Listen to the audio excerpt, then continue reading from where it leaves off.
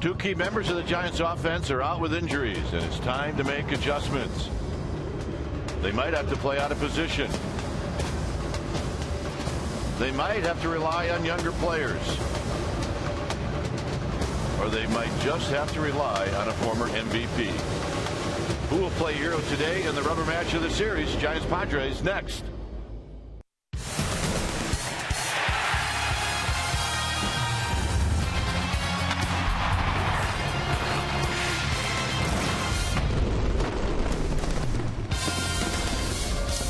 Day baseball here at AT&T Park. Our fans love midweek day baseball. This is the final game of this three-game series. Padres and Giants. Hi again, everybody. I'm Dwayne Kuiper. Alongside me is Mike Krukow. Well, the Giants, they broke out the bats. And one guy in particular, Buster Posey, hits a grand slam. And, Mike, I think maybe the formula to start winning games at home is give that starting pitcher a little bit of a cushion, and then things start to roll from there. Well, yeah, and a 5-run cushion in the third inning, that's a good place to start. That's whooping stick action. And, I just think that last night's ball game, putting 6 runs on the board, took a lot of pressure off this offense, and hopefully they can continue that again today. On the hill today, Chris Heston, he's been on a roll his last 3 starts. He's 2-1, but his ERA at 2.29. Been throwing great baseball. And it really figures to be all about pitching today. James Shields for the Padres is very good, and the strike zone today is very big. It's one that favors the pitcher, so we'll see. Big game, James, is 7-1, so the Giants will have their hands full today. All right, we'll see what happens. Stay tuned. We'll take you to our Comcast Sportsnet studios for an update, and we'll do that right after this.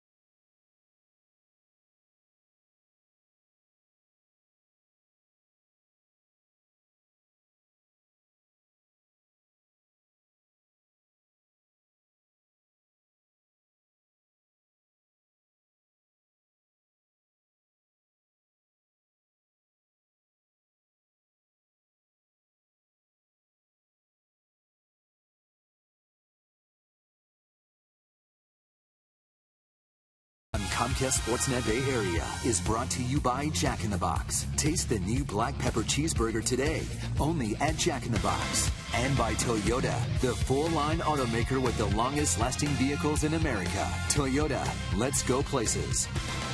We've got day game action at the Yard. The Giants set for the series finale against the Padres. Chris Heston will be on the hill for San Francisco. Welcome back to the ballgame. I'm Amy Gutierrez. Giants have a chance to win the series with a victory today. And Heston, no doubt about it, he would like to work with the run support Vogie got last night. One swing of the bat on Buster Posey gave him 4 runs. That grand slam is part of our AT&T U-verse Rewind. This afternoon, we actually go back to last Friday because Posey has 2 grand slams in a 5-game span. It was against the Dodgers. He took Bolsinger deep off a hanging curveball. Giants went on to win that game 9-5. Well, he wasn't done. Last night, 3rd inning, bases loaded. He goes yard off Padres Ian Kennedy and became the first Giant to hit 2 grand slams in a period of 5 games since Chris Spire did it back in May of 1987. Bruce Bochy joked last night that he's always talking about how he loves 3-run home runs, but grand slams, they are even better. Sure, we like them. All right, Chris Heston on the hill. Lineup's first pitch. Kruk and Kite all coming your way. Stay with us.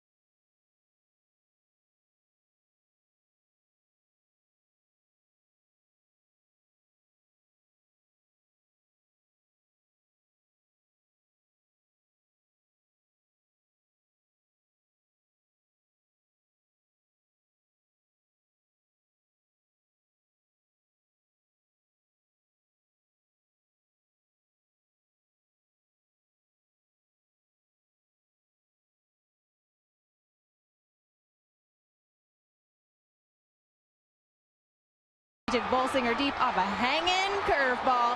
Giants went on to win that game 9-5. Well, he wasn't done. Last night, 3rd inning, bases loaded. He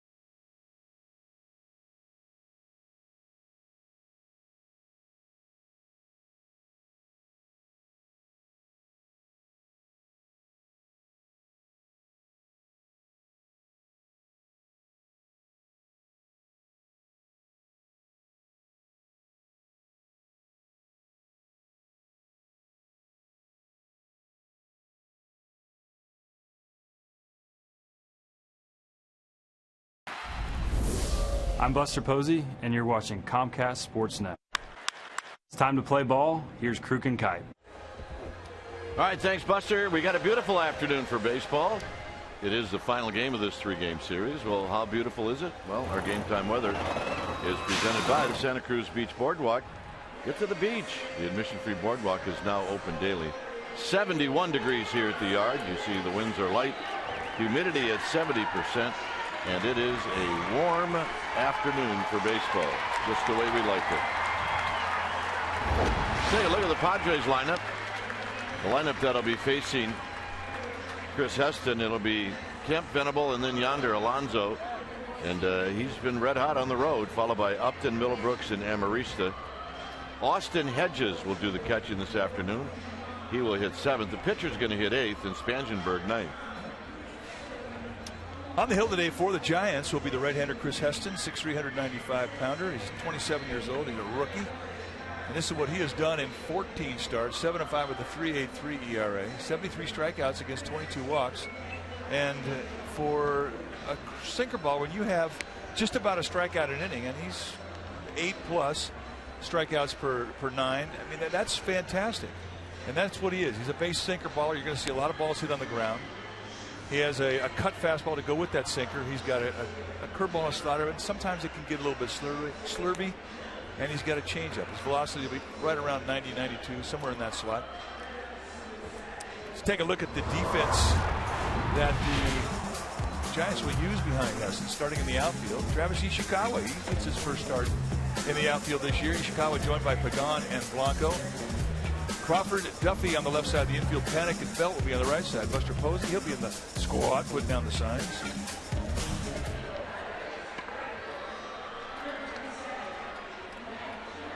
So here's Matt Kemp, as he is going to lead things off here on this beautiful Thursday afternoon.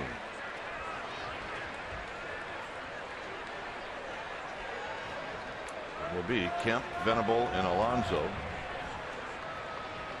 Padres are 4 games under 500, and the Giants are 5 games over 500. So here's the first pitch of the ball game, and it's a line shot off the glove of Panic and into center field. So at 12:45, first pitch, Kemp with a leadoff single.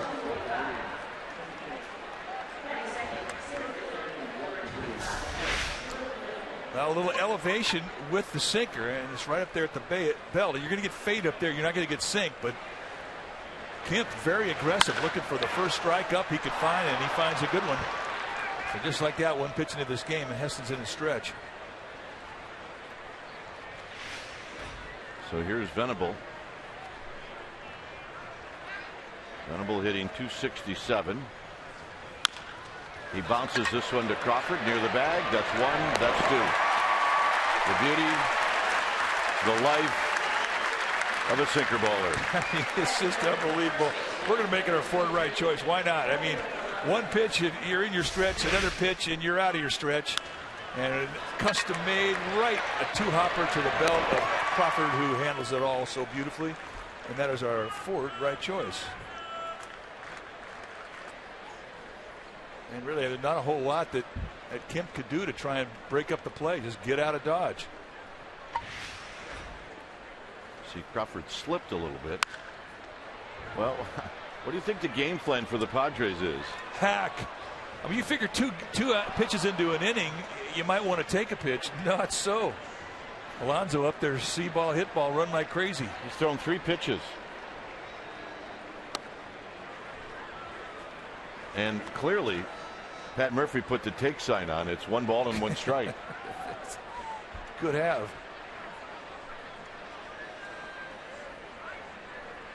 Alonso takes just inside. The home plate umpire, by the way, is Manny Gonzalez. Schreiber, Culbreth, Reynolds, 1st to 3rd.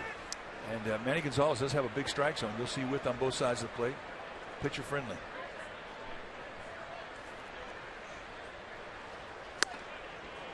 Three and 1 with Justin Upton on deck.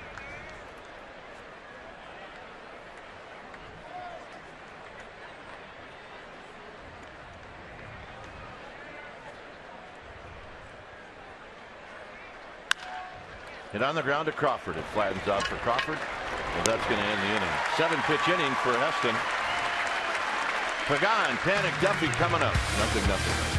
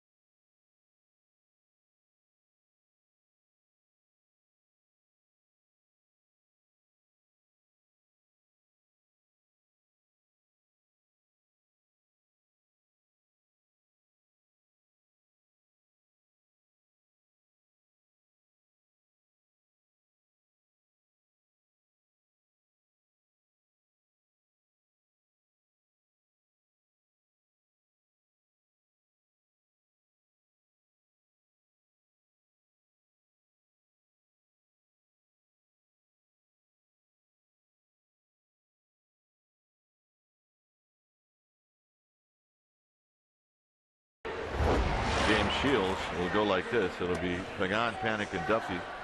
See what Buster Posey has done against the Padres. Home games over the last 12. It'll be Belt hitting in the 5th slot, then Crawford, Blanco, and Ishikawa, and Heston will hit 9th. On the mound today for the Padres will be the veteran James Shields. Shields, a 9-year veteran, 33 years of age, 6'3", 215 pounder. And this is what he has done in 15 starts. 7-1 with a 3.75 ERA. 109 strikeouts in 93 2/3 innings with 29 walks. He is a combination of a power arm with great command. And you'll see low to mid-90s of the fastball, more lows than mids. But he's got a curveball, slider, and the changeup. He'll throw anything at any time, and he has impeccable command of both sides of the plate. He's the real deal. He can pitch. Let's take a look at the defense the Padres will employ. Starting in their outfield from left to right, it'll be Upton, Venable, and Kemp. Good arms across the board. Amarista and Middlebrooks on the left side. Spangenberg and Alonso on the right side, and Austin Hedges will be in the squad, putting down the signs. So here's Pagan, and Pagan takes inside for a ball. Pagan's got 1 hit in the series. He's 1 for 8. See the average now at 269 with 18 runs batted in. Drives this one to right. Kemp's going to watch it sail over his head. And Pagan opens up the bottom of the 1st with a ringing double. And with that, let's check in with Amy G. All right, guys, let's get fans a quick update on Hunter Pence. We know that they have missed him. The splint that he's been wearing on his wrist has come off. He only has to wear it at nighttime, but he is still about 5 days from actual baseball activities. He can throw a ball, and of course, regarding his cardio, you know it, he's a beast, guys. Yeah, he's probably in the best shape of his life. Well, he's got the splint off of the left wrist. And I mean, that to me is a great sign. So good report, Amy. So here's Panic, and he takes low. 1 ball and no strikes. Amy gives us the good stuff. That's good news. Well, she is not the bad news girl.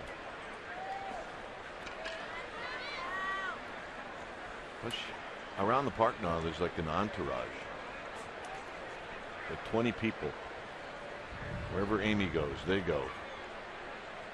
3-0-3 for Panic. And he takes outside 2-0. Panic had a hit in 2 at-bats yesterday. Drew a walk, had an RBI. He's got 2 hits in the series, 2 for 7.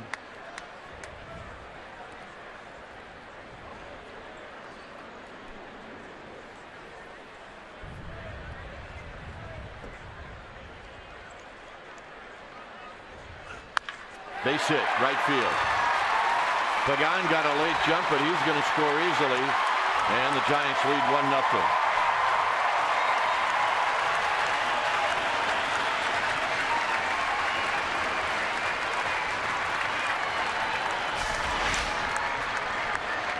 Two-seam fastball out of the plate. Talked to Panic before the game as to how he was going to look in his at-bats against Shields. What was he going to look for? He said, I'm going to look for something out over the plate away. And he gets what he's looking for. Pagan has to wait to see that line drive get to the outfield. And then an easy score.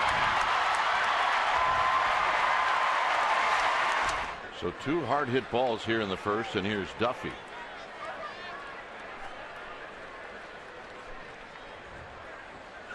And Duffy takes a strike.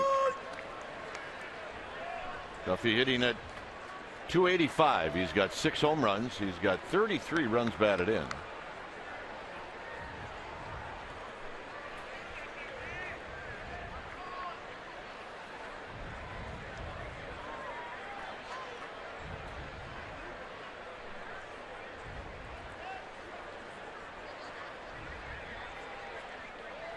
And it goes. Looks like it's a hit and run. And Panic's going to steal it. Actually, Hedges made a play out of it. I don't know how he did it. No, I don't either. I mean, Shields does not hold runners on very well. I mean, that's 1.4 times. That's very slow delivery time. And I mean, through it all, I mean, Hedges with a pretty quick release from the squat makes it pretty close. And that's a significant 90 feet because Shields can get a ground ball, and now they lose the force. It's a quick 0-2 to Duffy. By the way, we should mention that you're now noticing infielders, especially on steal plays, they just and shouldn't ever take their tag off the runner coming in because of you might just come off a little bit, and with instant replay now they'll call you out. So keep that tag on the base runner. And now base runners have to make sure they don't slide off even for an inch. You never really realize how much separation that there was between runners and bases, and you see it consistently.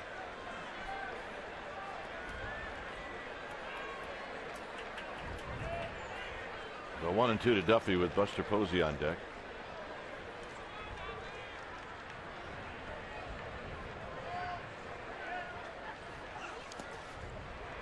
Another block by Hedges.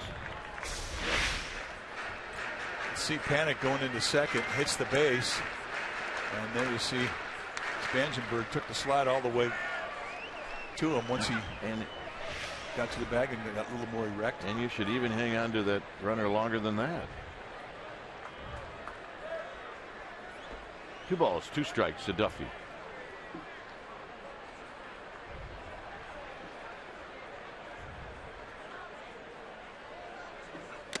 Got him.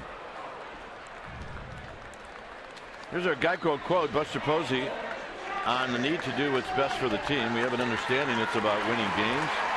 Coach has been really good at his job for a long time now, and we all trust in the decision that he makes. Guys are willing to change their roles if it helps the team win. Speaking probably in regards to Brandon Belt going out and playing left field last night.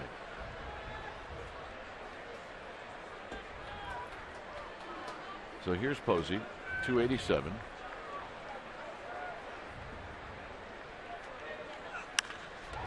Shields knocks it down, recovers, and he'll throw out Posey. Got him on the back of the leg. Yannick stays at second, and that'll bring up Belt. Not a very balanced swing either from Posey. Had some reaching.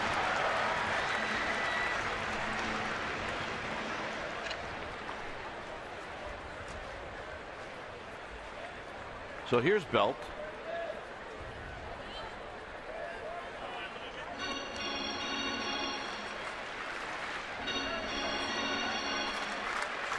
Belt, just 5 hits in his last 46 at bats.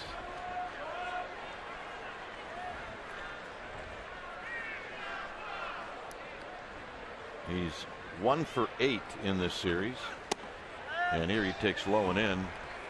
Really one of the streakiest Giants hitters we've ever seen. It's amazing how he can go either way. how when he's going cold, you think he's never coming out of this. And then when he's going hot, there's nothing he can't hit. There's a strike. No speed he can't hit. No location he can't hit. And I think that's one of the most frustrating things for a hitting instructor. Trying to figure out a way to maintain the hot streak.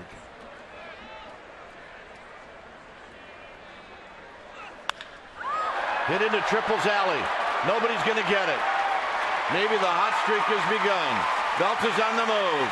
Those big 17s are headed to third, and he's going to make it. They're growing every day.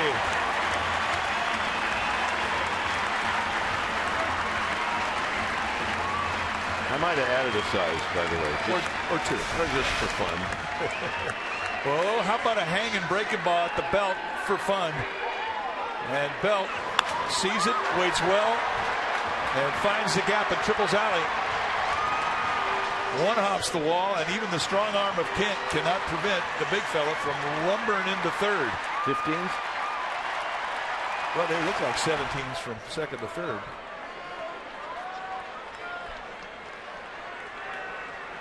They're big like Texas. So here's Crawford.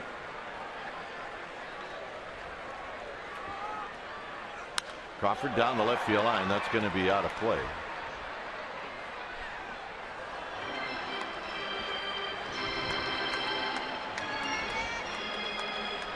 Crawford does not have a hit in the series. He's 0 for 7.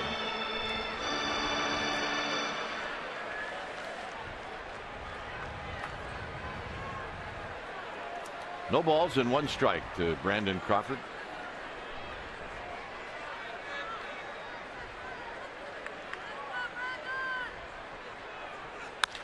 Up the middle. Amarista will make the play, and that'll end the inning. So the Giants, with 2 extra base hits and a panic single, a double and a triple in the inning, and after 1 they lead 2-0.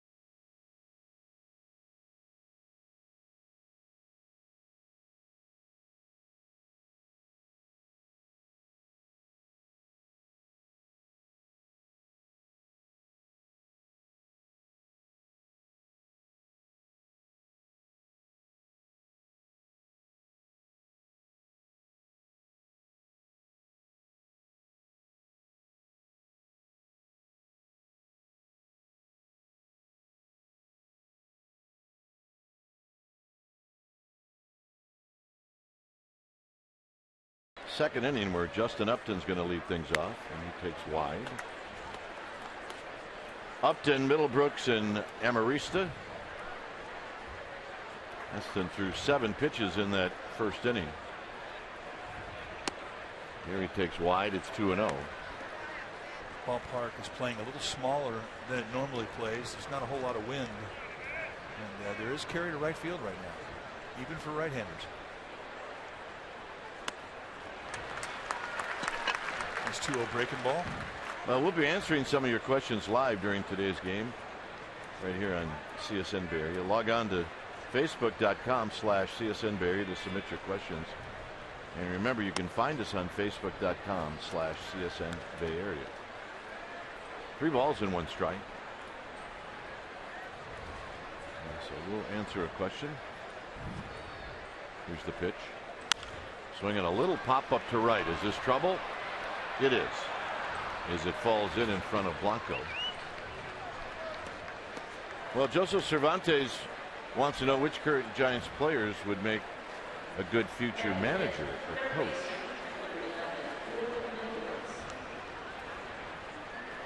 Mike? Well, I think Buster Posey is going to be a manager in this game. I think Joe Panik has the qualities that you would see in a manager. That's going to happen someday. And, you know, look, if we don't mention a guy, that doesn't mean we don't think he's going to manage.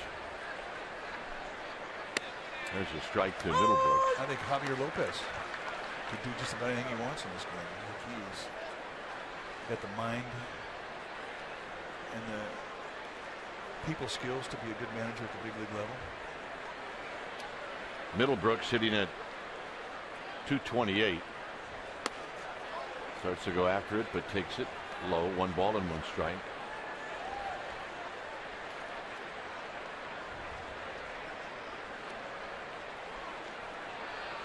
Well, you know, some of the younger guys, like Matt Duffy, and you know that baseball is deeply into his blood, as this is skied out to right for Blanco. He puts it away. Yeah, and I think Andrew Susak is a guy. There's 30 big league managers right now. 15 of them are ex-catchers. And I think catchers, the way that they learn the game and run a game, really prepares them for the way that you have to think as a manager. It wouldn't surprise me if Susak became a manager.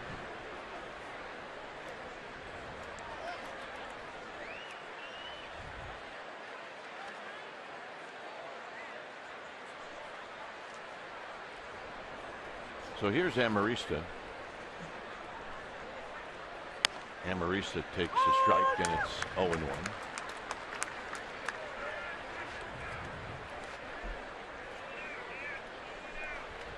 I think that Marco Scudero, when he was here, showed signs that someday he's going to be a big league manager.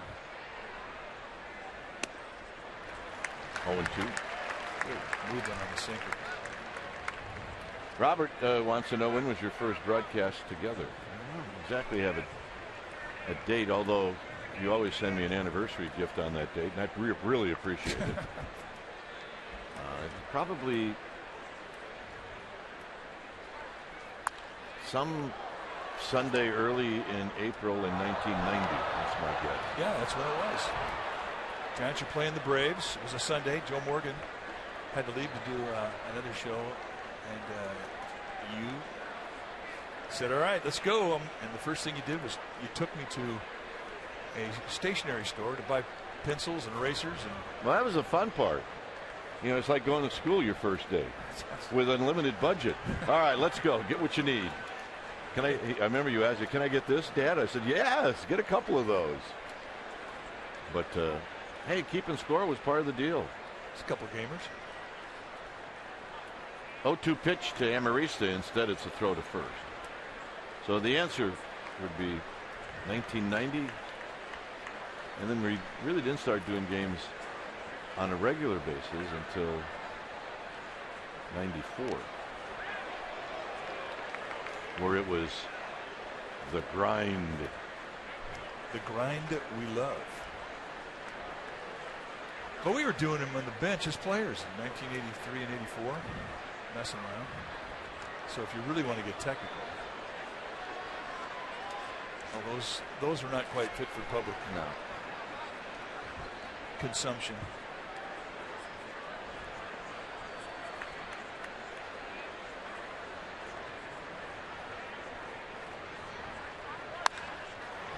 Skied out to right center field.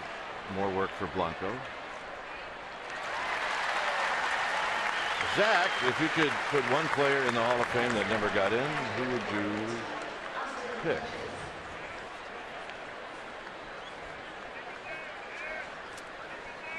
All right, you first.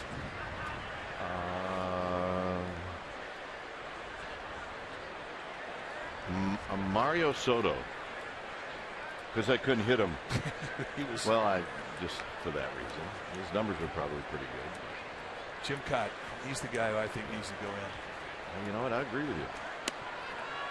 I mean, he's done it on the field. He's a pitcher for 25 years. He was a pitching coach. He was exceptional at that. He's gone into the booth, and I think he's one of the really true gifts behind a microphone that represent our game in an incredible way. He's a Hall of Famer in everything he's done.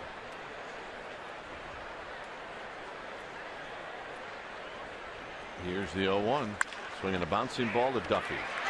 Duffy to panic and had it in the inning. Giants lead 2-0.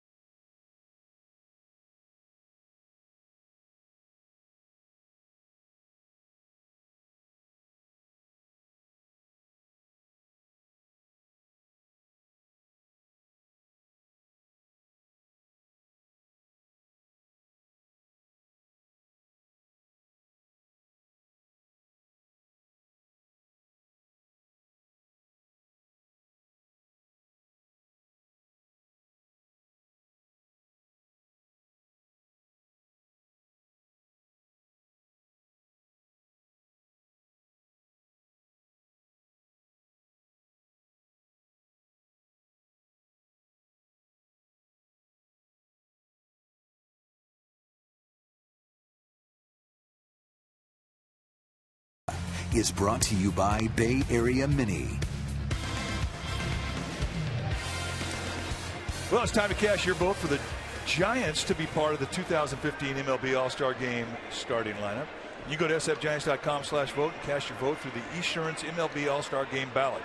That's sfgiants.com/vote, and be sure to catch all the excitement of the 86th MLB All-Star Game July 14th when they hold it in Cincinnati.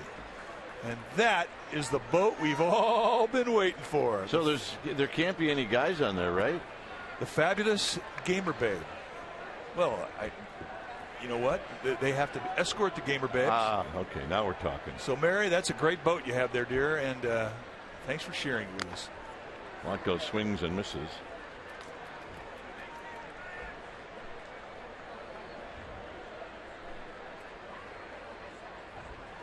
In at third is Middlebrooks. Blanco hitting at .295 with Travis Ishikawa on deck. So, how about broadcasters that aren't in the Hall of Fame? Who would you put in there? Broadcasters? Yeah. If you could put one in there. Well, I'd like to put Marty Brennaman in and see if he could actually keep the job for a week. No, not commissioner of the day. He's already in the Hall of Fame. Oh, I thought you meant as a manager. No, as a what broadcaster would you put in the Hall of Fame that's not in there yet?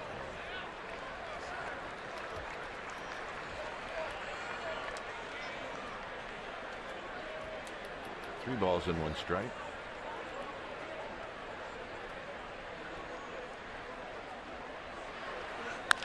Hit on the ground to second. Spangenberg has got it. So Blanco's retired. And that'll bring to the plate Travis Ishikawa. I think I would go with Bill King, who has to go in. I think he's been snubbed a long time, and I think he deserves to go in. I think Hank Greenwald is a Hall of Fame broadcaster.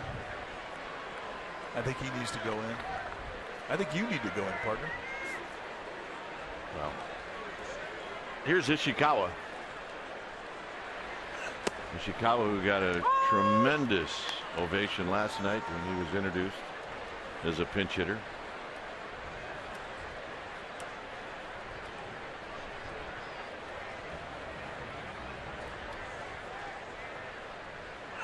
And he hooks this one foul. And it snowballs in 2 strikes. He's balancing his lower body there. Speaking of Hank Greenwald, we saw him Monday. He celebrated his 80th birthday, which will actually be tomorrow. So, Captain, if you're watching, happy birthday again. This is your birthday week. Yeah, that's right. In tight to Ishikawa. No, I beg your pardon. Strike 3 call. Good location with front door sink.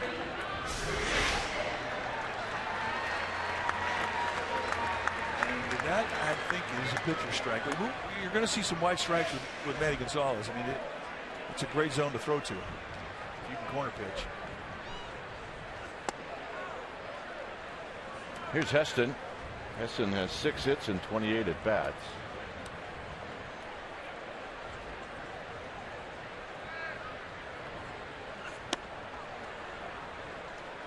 And all of a sudden it's a quick 0-2.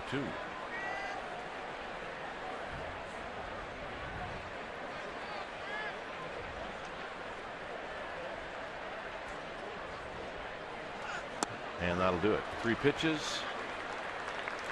And 3 strikes. 2-0 Giants.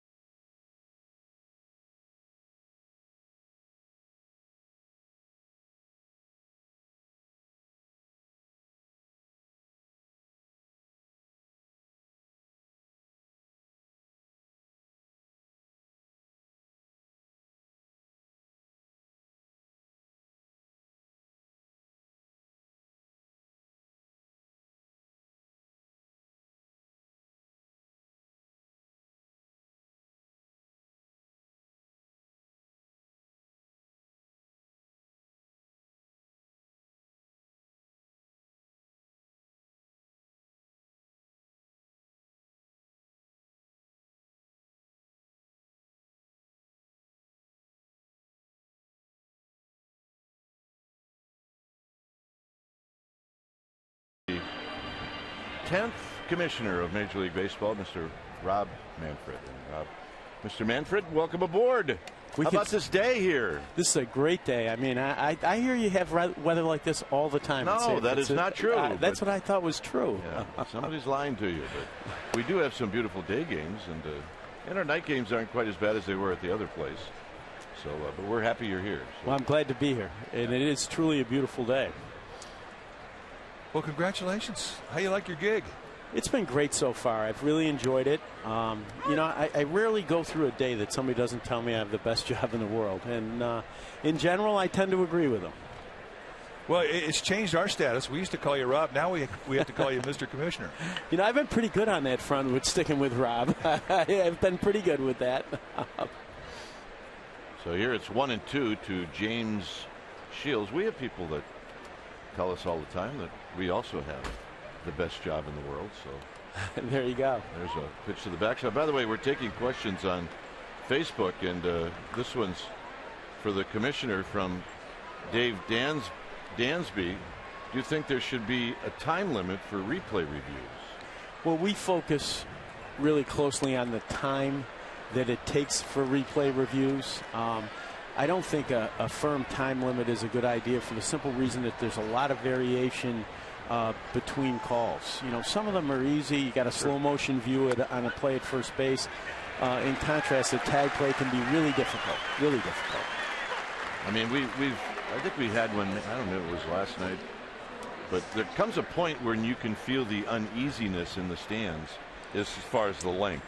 But the whole idea of having replays to get it right. That's correct. So at that point, it really doesn't matter how long it is as long as you get it right. Well, I do agree that the fundamental point is to get them right, but we do pay a lot of attention to the amount of time replay takes. It is, you know, sort of contrary to the pace of game initiative that we have out there, and so we do try to encourage the replay crews to finish as quickly as possible while always trying to get it right. So here's Spangenberg, and Spangenberg with a swing and a miss. Now your plan, and I'm sure it's going to be one that you're going to fulfill, is to get to every park, correct? Yes, I am going to speak to the players on all 30 teams. I really only have the Phillies left to do. I'm going to visit San Diego after the All-Star game, but I talked to the Padres players today, so I've made pretty good progress on my visits. Here it's 1-2 to Spangenberg. You know, I told this to Mr. Seelig, and Mike agrees. When we were players, we were actually raised not to like the commission because of all the labor issues that we had in the 60s and 70s and 80s. And you know, it would have been unusual in those days for the commissioner to go into the clubhouse to talk to players. So, you know, as far as we're concerned, that's a great sign as to how everybody is getting along very nicely, at least at this point. Well, I hope it's a good sign. You know, I kind of grew up talking to players. My original involvement in the game obviously was on the labor side. And I think it's important to have communication and relationships. That doesn't mean you agree about everything, but it does help you make agreements, as we have over the last couple of decades, that turn out to be good for everybody. So Spangenberg strikes out, and here's Matt Kemp.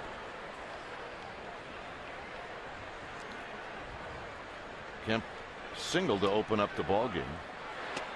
And how's it going? You're a quarter of the way to all the parks and cities, half the way, not quite. No. I only have Philadelphia and San Diego left to do. That's it? Yeah. Oh. Yeah.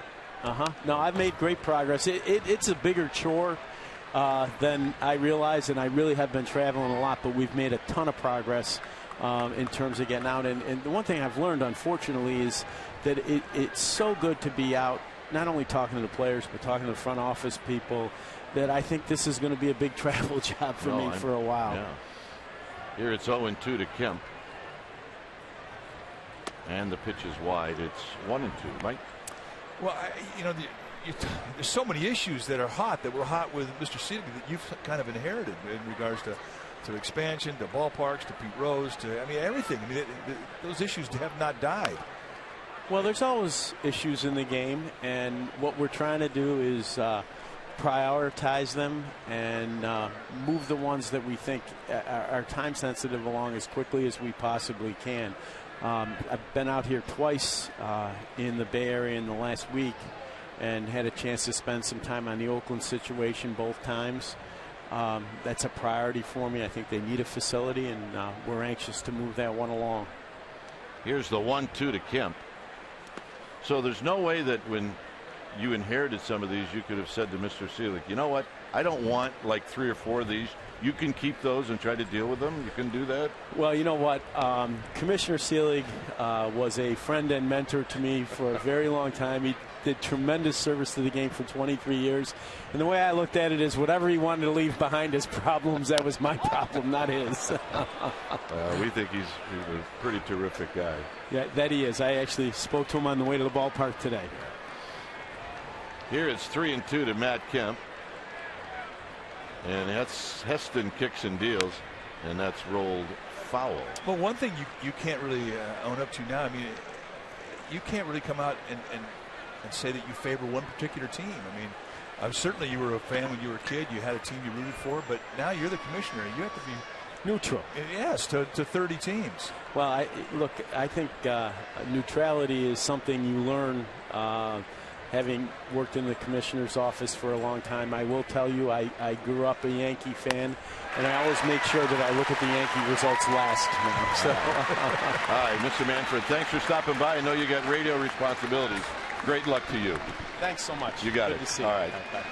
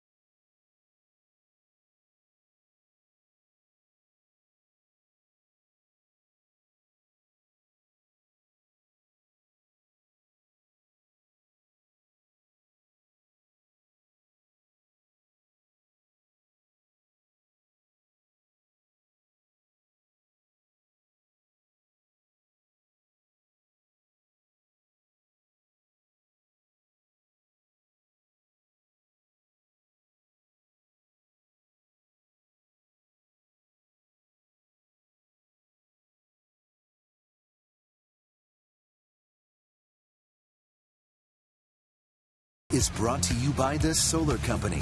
Not just any solar company. The Solar Company. Switch to solar and save. Well, Sunday, June 28th is Hello Kitty Day at AT&T Park. The first 20,000 fans will receive a Hello Kitty Giants bobblehead. You interested? Go to sfgiants.com/special events.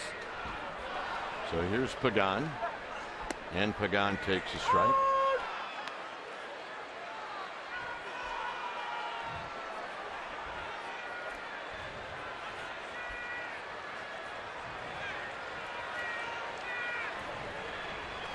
Here's the 0-1 to Pagan, and Pagan hits a little pop-up into shallow left field. Upton's coming in, and he's going to put it away. For a second there, it looked like, all right, Pagan's going to have a day. So here's Panic.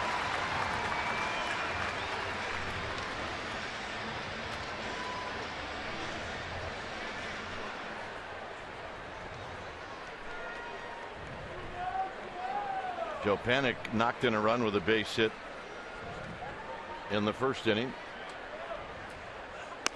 And here he takes a strike, and it's 0-1.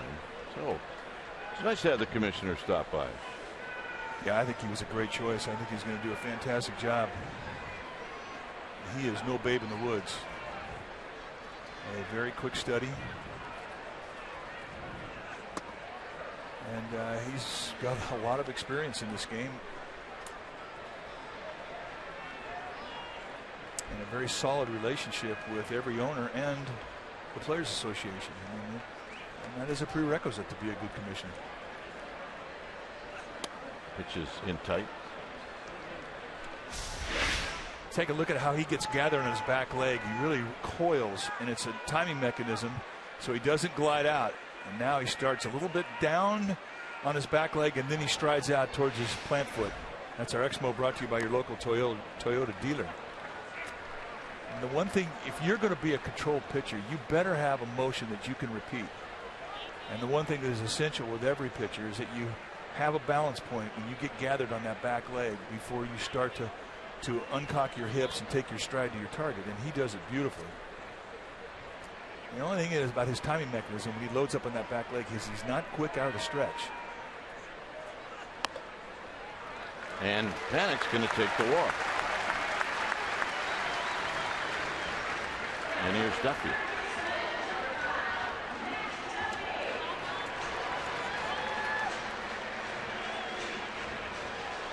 So Duffy comes up. Duffy struck out in the first inning.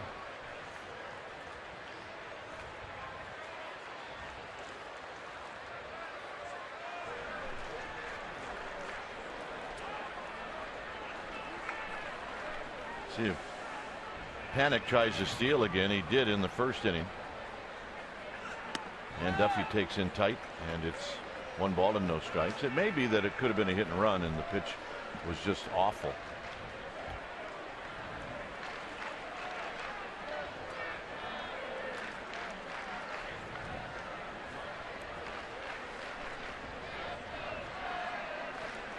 Quick toss to first, and Panic is back.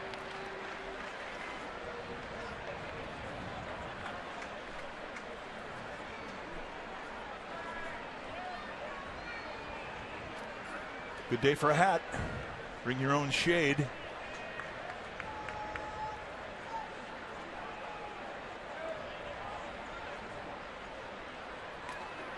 That was a very quick move to first base. And the thing that he does to make it quicker is watch how quick his arm gets to the throwing position. It never really drops down. He sets his hands high at the top of his stretch, and all he does is just remove his hand from the glove, and the hand stays in that high position, and it puts him in a position to make a quick snap throw. And a strike. That's 1-1. I love the hats. And every once in a while you get a hat that might be a little too small, but that's okay. Too much head, not enough hat. I think Mom was in charge of the hats and she took the wrong one. It's a good lid. 1 ball and 1 strike.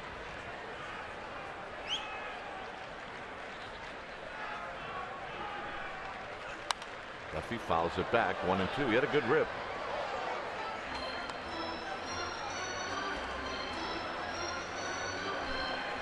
Yeah, then you go in doubt, just go with the hard hat. Well, yeah, if you're sitting close to the action there and sidelines, wear a hard hat. Pink bonnet always works. The birthday lid, 2 birthdays. I have a feeling that they wear that hat more than 1 day a year. You know, thank goodness they didn't make those when I was a kid. I'd have worn that every day. San Franciscans enjoy their sunshine. You know, some teams around the league, they just don't like day games during the middle of the week. They don't get a lot of support here. Are you kidding? It's a happening.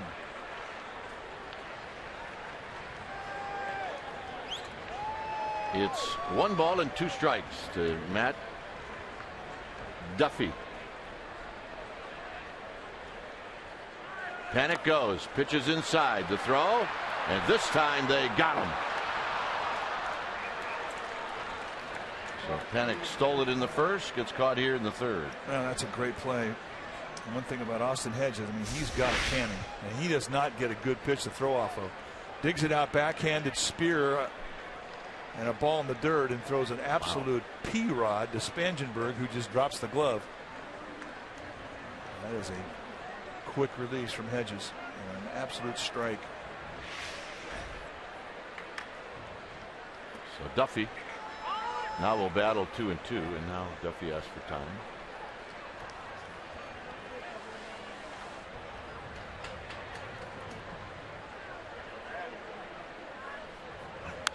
Duffy fouls it back.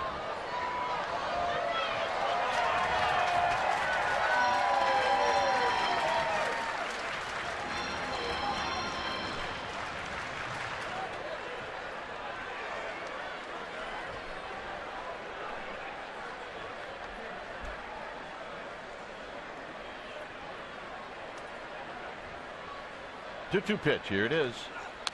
Duffy fights off a good pitch.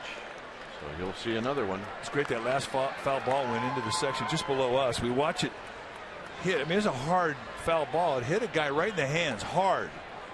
And it popped over to a woman who just reached out her hand and just picked it right out of the air like she's pulling a rose off a bush. And everybody was pretty excited she got it. Then the gal came over and asked the woman if she's okay. Yeah, meanwhile, the guy's icing his hand down at his beer.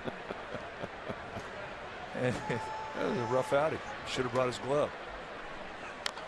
Duffy, and it's a foul ball, so he'll do it again.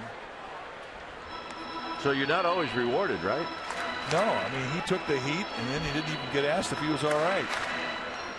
The girl got the ball, the applause, and then she got the question if she was okay, and she's absolutely doing okay. Couple of gamer babes. Having a time. 2-2. And Duffy is going to go around, and that'll end the inning. Fourth inning coming up. Venable will lead things off.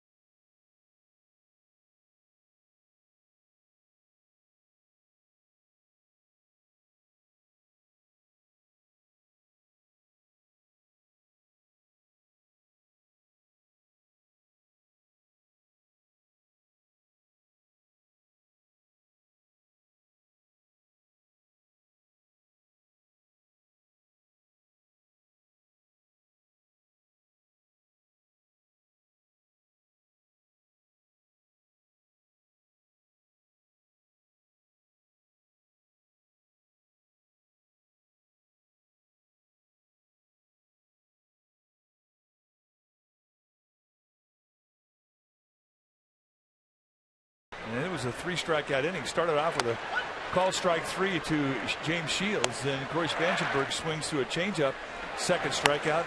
And then Matt Kemp a swing through on a high sinker. And it's a 1-2-3, strike him out. See you later. Great inning. And Venable takes a strike. Well, we're sitting here with the commissioner and kind of paying attention. But it turned out to be a pretty impressive half inning for Chris Heston. William rolls it foul. Facebook, Ask Crooked Kite. Mary wants to know, what was the most memorable moment of your career for each of you? Here's the pitch to Venable, and it's outside, 1-2. Good pitch right there. Well, for me, it was 1987 playoffs against the Cardinals, Game 4. I mean, that was my most memorable moment, what I'm most proud of. Low to Venable. We're down 2-1 in that 7-game series with the Cardinals, and we won that ball game 4-2. And it was a pretty special moment. Hit on the ground. Belt is going to flip it to Heston covering. Venable retired. It's not an easy flip either from Belt. Well, I think, look, I wasn't involved in any pennant races as a player, but I think my first opening day in Cleveland in front of 79,000. I don't remember taking a breath. Here's Alonso, who shoots one to Duffy. Duffy in the right spot. 2 outs.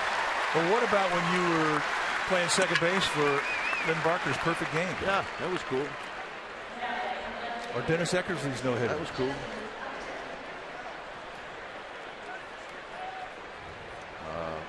Vicky wants to know, when you're calling a game, how can you tell exactly what pitch was thrown?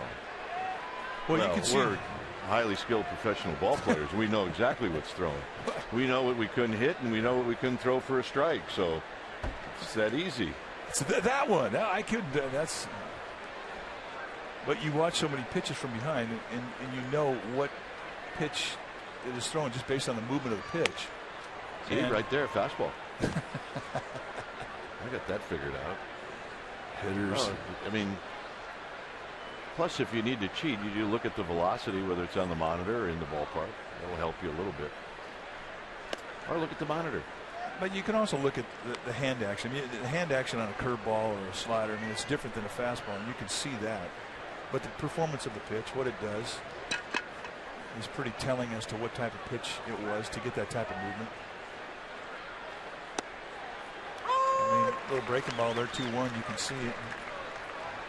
The speed tips you off to what it is. But, I mean, having watched, how many pitches have we watched over the years? 2-1 pitch. Swing, you're going to miss. 2-2. And that's a changeup. And you really can't tell a changeup from a fastball unless you see the velocity.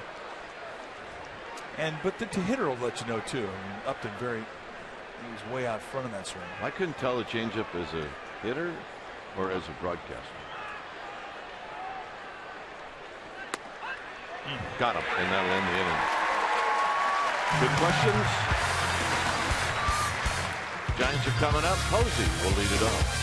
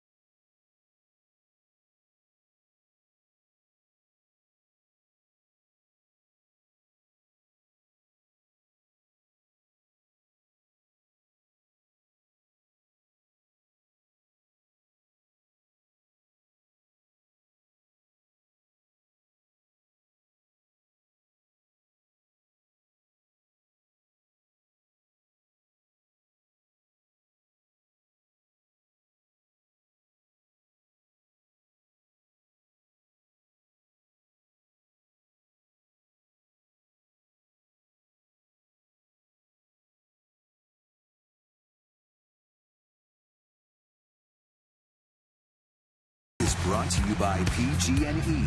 Together, building a better California. Well, have you heard about Pence on the Fence? It's a true Giants fan, must have. That's right. If you're a Giants fan, you better get this. Friday, July 10th is Social Media Night presented by AT&T. Your special event package will include a game ticket to the Phillies game, and you get your own Pence on the Fence doll. So go to sfgiants.com/special events. 2-0 Giants. Here's Buster Posey.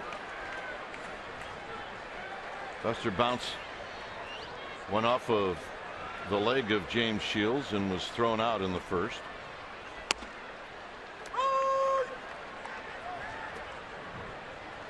So a quick 0-1. Buster, by the way, now 0 for 8 lifetime against Shields. Remember, that's regular season games. Postseason games clearly don't count. Nothing in 2. Posey thought that was low.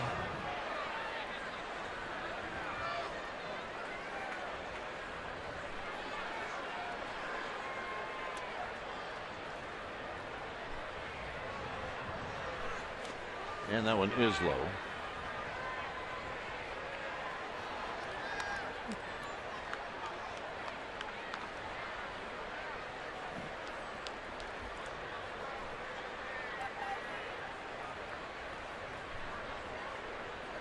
1 ball, 2 strikes, Belt to follow.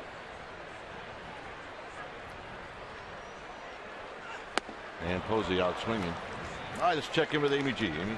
All right, guys, it is time for our Giants in the Community. It's sponsored by PG&E, and we can't just point out one Giant because a whole bunch of them showed up the other night before the game to meet kids from Bret Hart Elementary School as part of Major League Baseball Players Trust Buses for Baseball's program. It's such a great program, very popular among the players because it helps provide transportation, game tickets, souvenirs, and, of course, lasting memories for disadvantaged youth in the community. Great time had by all. Good job, guys. Always good to see happy faces on those kids here at the park. Here's Belt. Belt went out into Triple's alley and ended up with a triple. And the 1-0 pitch. And that almost got him on the back leg. 3 Padres to the right of second base. 2 balls and no strikes.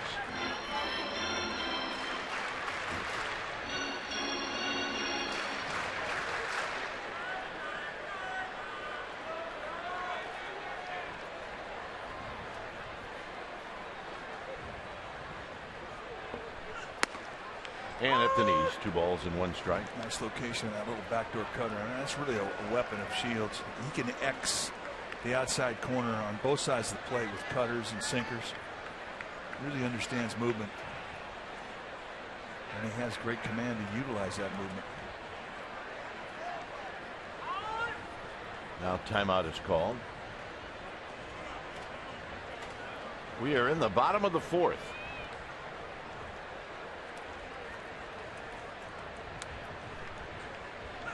And Belt drives another one out to Triple's alley. And Kemp's not going to get this one. And Belt is on the move. And Belt is on the move again. And he's got another triple.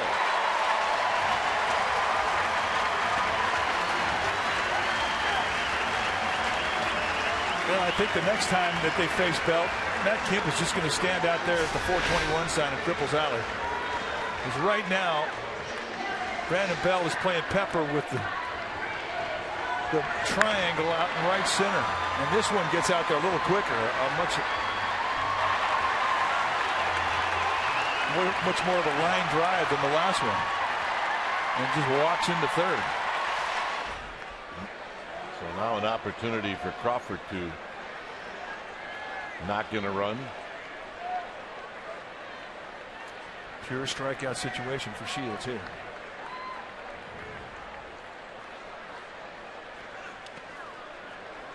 And the first pitch is low for a ball. Nice block. Look at these situations that are absolute pure strikeout situations. You really get an idea as to how a guy wants to go about trying to strike a guy out.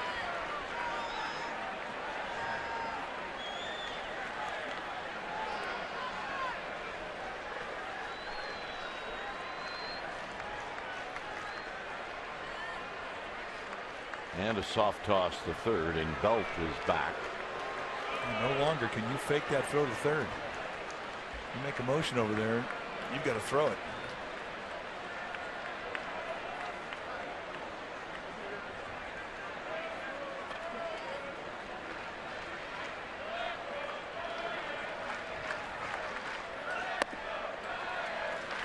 So it's 2-0 now to Crawford with Blanco on deck.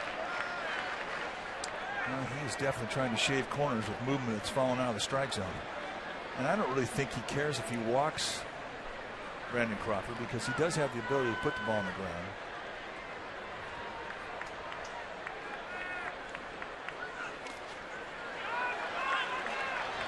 Well, they just couldn't find it, but it was right underneath them. He does not look like he wants any part of him. But we will see Crawford pull the trigger on a 3-0 pitch. Absolutely.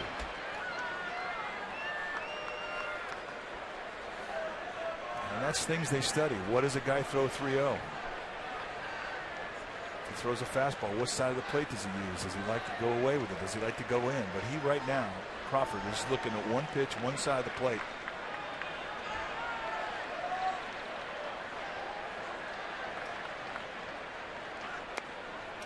And the walk. And he wanted no part of it. Here's our T-Mobile game changer. It happened last night in the first inning with Justin Upton at the plate. Man aboard, and this one was going to go off the wall. No, it wasn't. And it was a nice play by Gregor Blanco, our T-Mobile game changer. Oh, I think that had everything to do with the success of Ryan Vogelsong last night. I mean, that was a 2-out swing of the bat with a runner at first base. If he didn't catch that ball, it's at least 1-0 Padres.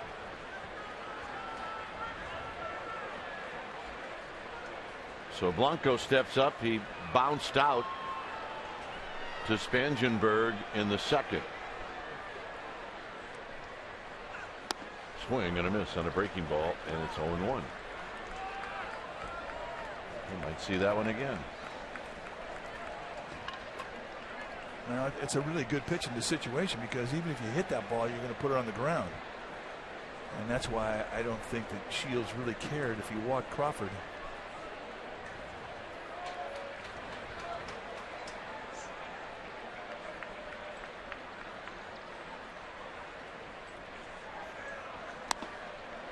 Blanco got the attention of Middlebrooks and Alonso on the fake bunt. 1 ball and 1 strike.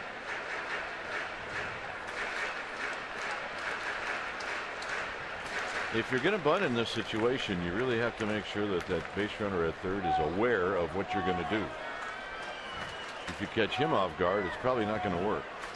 And you'll see more safety squeezes than straight squeezes with Bruce Bochy.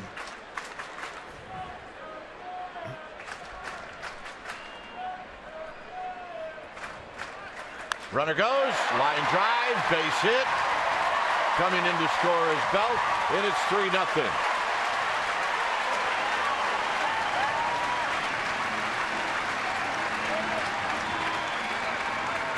So Blanco comes through with his 11th RBI of the year. Two-seamer, they tried to set the target off the plate away. It catches the middle of the strike zone, and Blanco waiting. Gets exactly what he looks for, a mistake, and does this. So in a fly ball situation, he gets a little bit more. He gets the single, an RBI, and now you have a chance to go big. So here's Travis Ishikawa.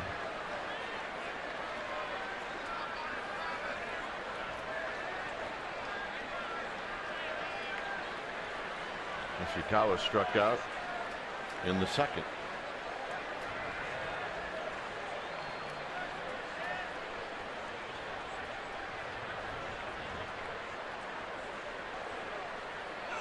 And he takes a breaking ball for a strike.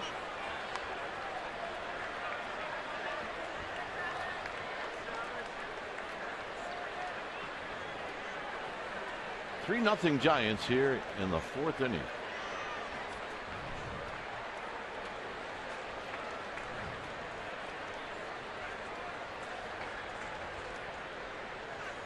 Swing and a miss. Another again, 2.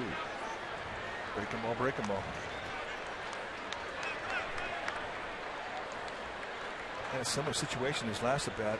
0-2 with a couple breaking balls, and then Shields comes on the inside corner with the front door sink to finish him off. So Ishikawa at least aware of the inside corner because of what happened in the last at bat.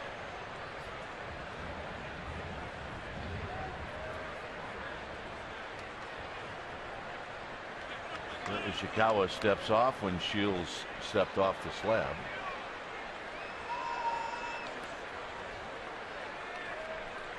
Oh, 2.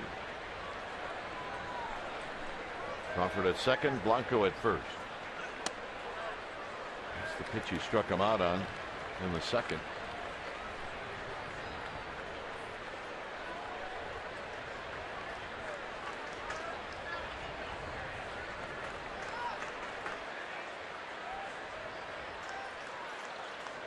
One ball and 2 strikes.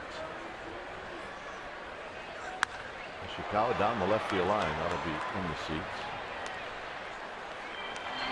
At least trying to stay in that inside corner.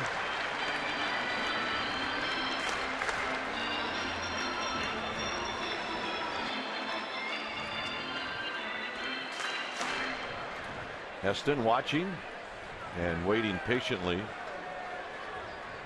in the on-deck circle.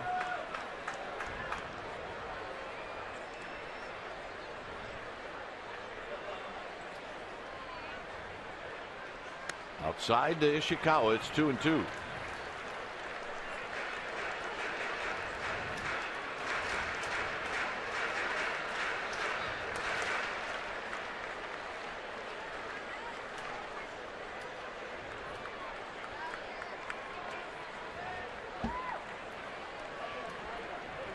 Shields about to throw pitch number 63 in the ball game.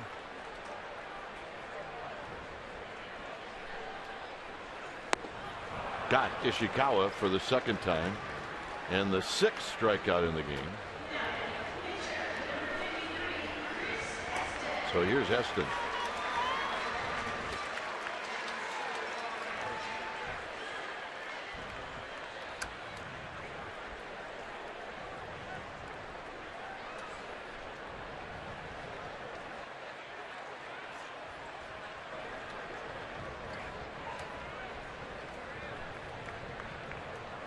Heston, pretty good hitter. He struck out in the second.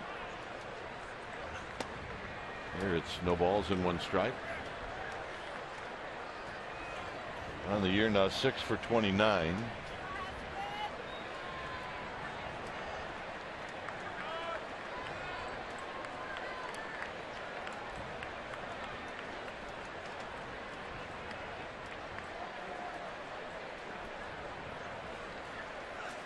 On the ground towards the hole and a base hit, and here comes Crawford.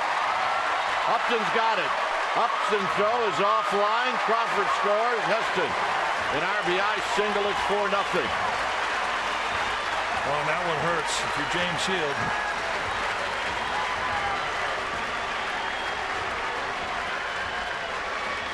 And then you go into the strike zone with a get it in first pitch strike.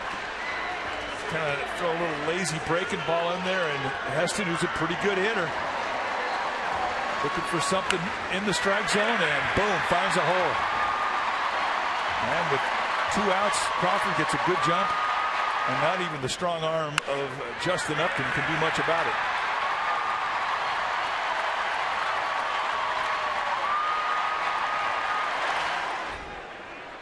So Crawford, who had walked, he scores, and here's Angel Pagan.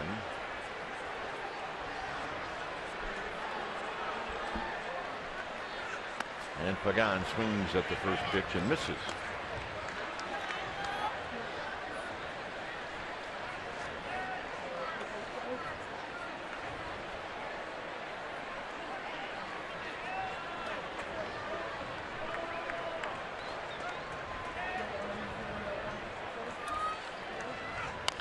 On the ground, foul. Billy Hayes, not a problem. It's 0-2.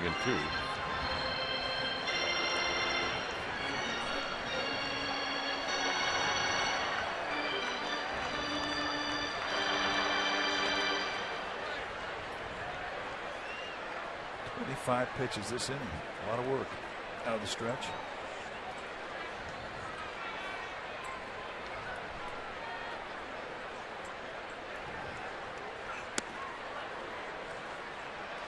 One and two. At Shields, I mean, he comes real close to not stopping.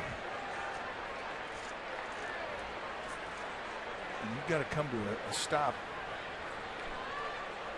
before you start your motion home. Otherwise you balk, and he's really flirting with a nonstop.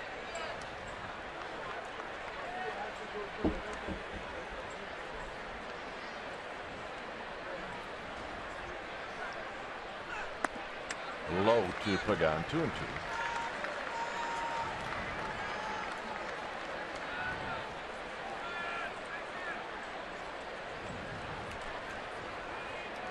Panic watching from the on-deck circle. I want to say happy birthday to my son Jarek. Yeah, number 1, huh? My oldest child. So happy birthday, meat. 2 balls, 2 strikes. And Pagan rolls it foul.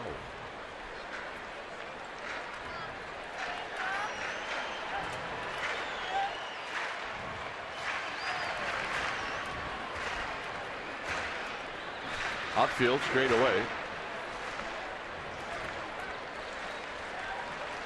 Not very deep for Pagan.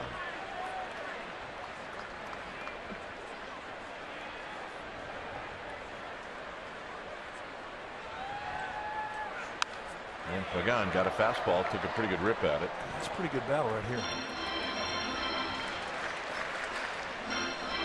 The longer the inning goes for James Shields, the more pitches he throws, the more likely he is to hang something.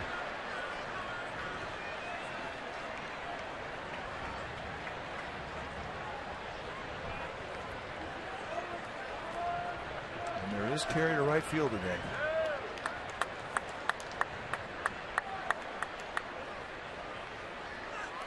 And it's a full count. Nice block by Hedges. Now, he's had a workout today.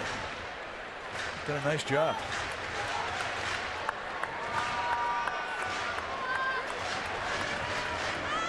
Oh yeah. Not sharing. Why would you? 3-2. Runners will be on the move. They go. And a base hit into right center field. Blanco scores. Heston to third. 5-0. What a great at bat from Pagan. 3-2 challenge fastball. That was not a hanger either. He went down and beat a good pitch location wide. Two-seamer.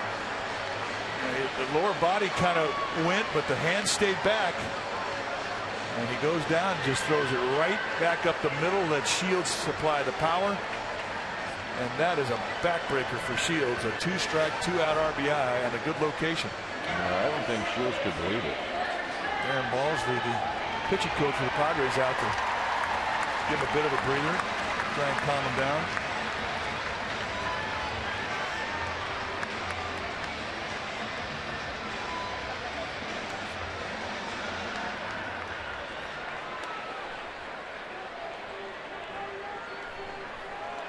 So here's Panic.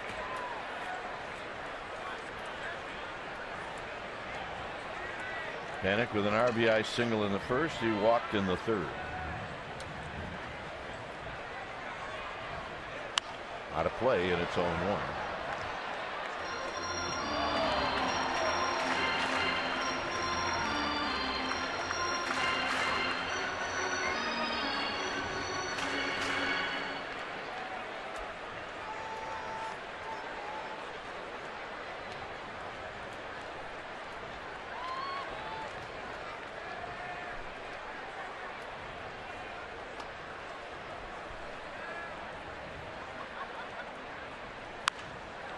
Out of play again, almost in the same spot. So now it's 0-2. Frank Garcia's the left-hander, the only left-hander in the Padres bullpen, starting to get heated up.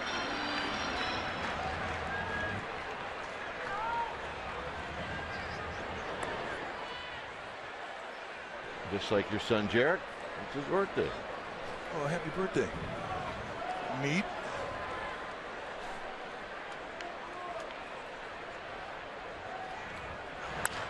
Panic foul over Roberto Kelly. I saw one glove go up.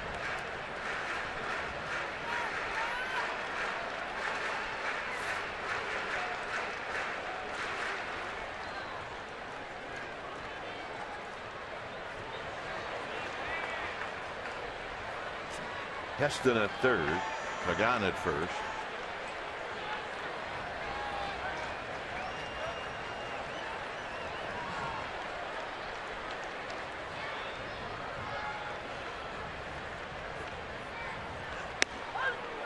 Got him, and that'll end the inning. Giants scored 3 times. It all started out with a Bell triple, his second of the game. Bronco and Heston and Pagan with hits. It's 5-0.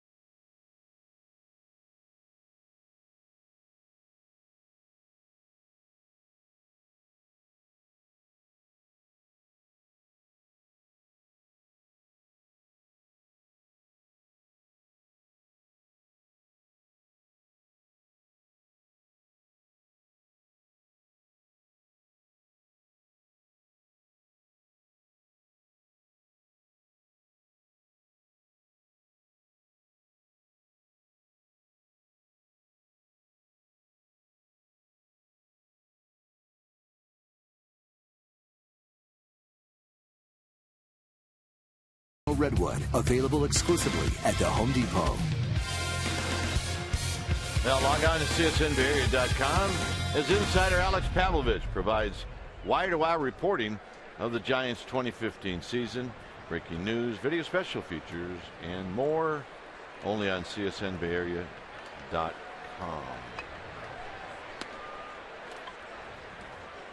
Giants with a 5-0 lead. Heston throwing now to Will Middlebrooks.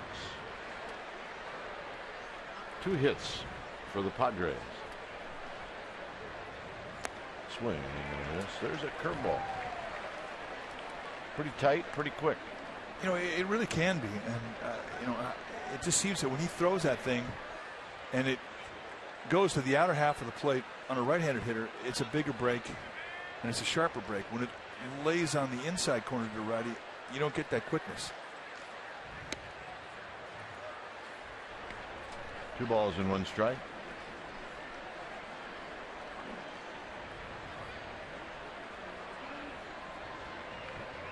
Two 1 pitch. Here it is, and it misses. 3-1.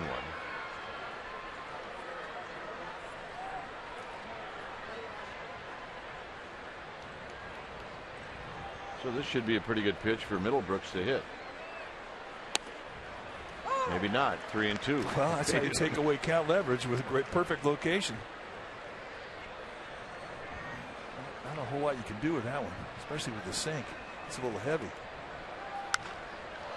And Panic makes the play on a line drive hit by Middlebrooks. 1 out.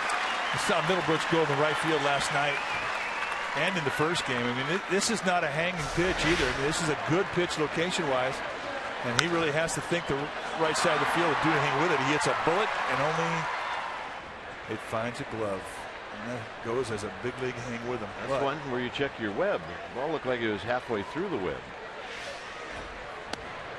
Here's Rooster. You ever have one go through your web? No, but you do always check it. You can't let that web get loose. Tighten it up a little bit. I've had 2 go through my web. Another strike. Comebackers that were hit so hard they blew your web up. That's not good.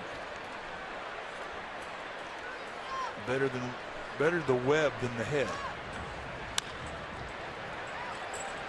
Panic to Belt. 2 outs. All right, let's check in with Amy G. Amy, what do you got? Well, I have the future of the Giants. You can meet the Giants supplemental draft pick from the 2015 Major League Baseball draft pick, Chris Shaw. He went 31st overall, and I could sit here and tell people facts about you. I think it's a lot more fun for you to give the fans a little scouting report on your game. Yeah, you know, I'm a first baseman, power hitter. I can hit for average as well as power, so, you know, I like to think myself as a pretty good hitter.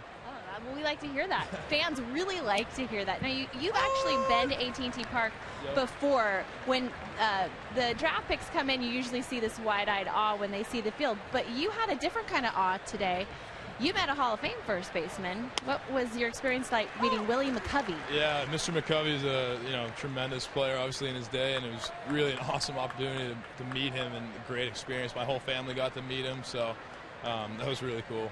Your family's here. You have a younger brother. What has this experience been like so far?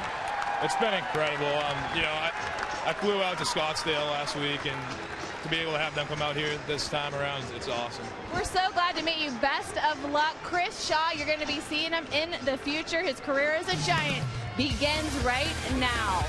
Stay with us.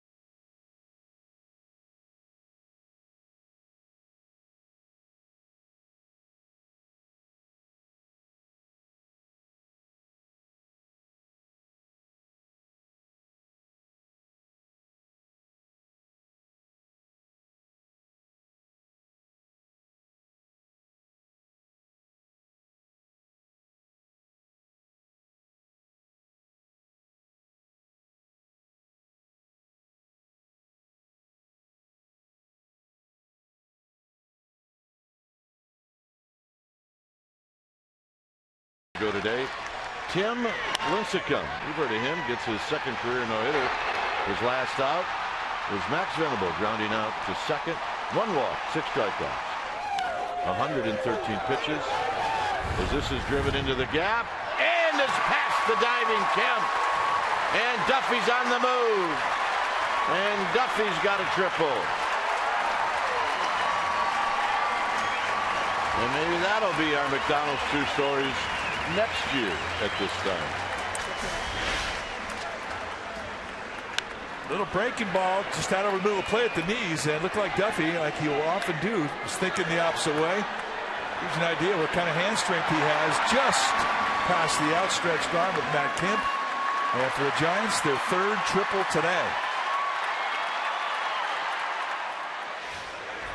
And again, the lefty Garces gets back up and starts throwing in the Padres bullpen. Oh, those corner infielders. Here's Buster Posey. 1 ball and no strikes. Buster is bounced out and struck out. He's 0 for 9 in his career against Big Game James.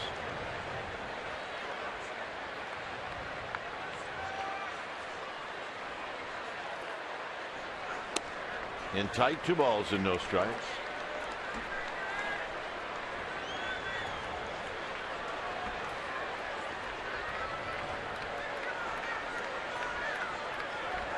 Giants now with 8 hits. Posey flips one to right. He's got a hit. He's got an RBI. It's 6-0. James is looking back at his catcher like, boy, what's up? Beating good pitches. Here's our Togo's big play the Togo's way. Brandon Belt's got 2 triples today. Both times he finds triples alley in right center.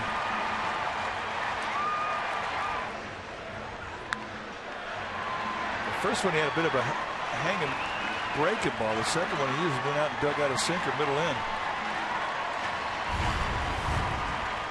And that's going to be it for Shields.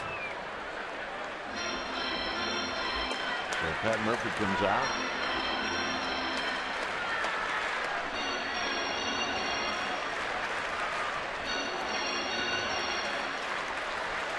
And it's time for a change. From Speedy Oil Change and Auto Service, the oil change tune-up and smog experts.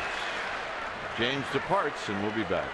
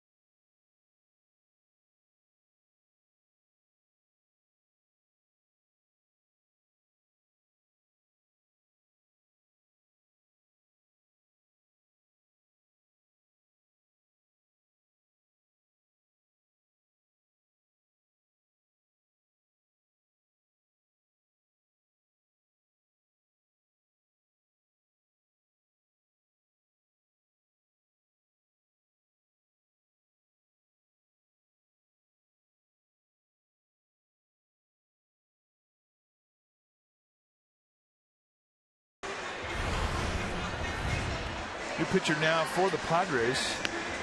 Frank Garcia's the 26th time, or 27th time he's actually come into a ball game. No record yet with a 3.75 ERA. 14 strikeouts against 12 walks. You're going to see a fastball that's got some sink to it. He's got kind of a low 3/4 release, which will put a little run on the ball. Got a slider and a changeup. And he'll throw all his pitches. You'll see low to mid 90s on the velocity. And here's Belt. Belt has 2 triples this afternoon.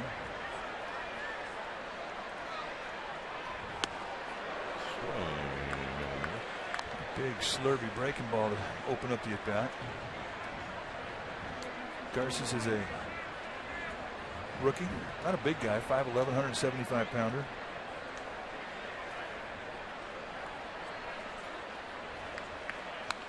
Now back, it's 0-2. He waited better on that one.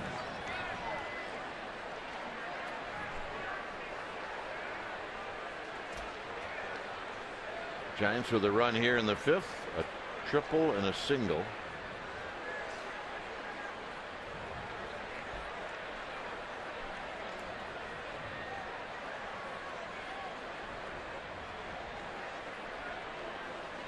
And it's high to Belt with Crawford on deck.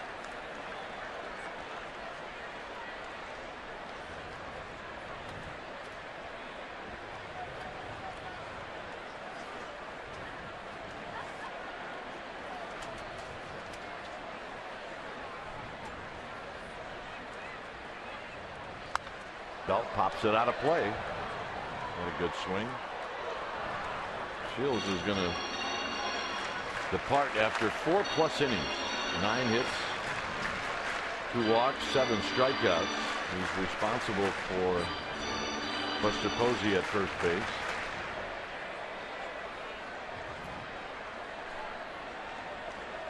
Nine hits, 4+ innings will make you have that kind of look where you sort of gaze off. And Belt is gone. And here's Crawford. As you mentioned, Garcia's the only left-hander in the Padres bullpen, so when you only have one lefty, you really can't afford to call the one lefty a loogie, which is an acronym which I think is a great one. Stands for left-handed one-out guy. That's a loogie. But when you're the only bullpen lefty, I mean, you got to pitch a whole inning. It's kind of the deal. Here's Crawford. Crawford takes a strike. Left-handed one-out guy. Loogie. Is there a right-handed one-out guy? No. Why? Because there's no good name for it? He'd be a Roogie, and I don't know if that's a great one.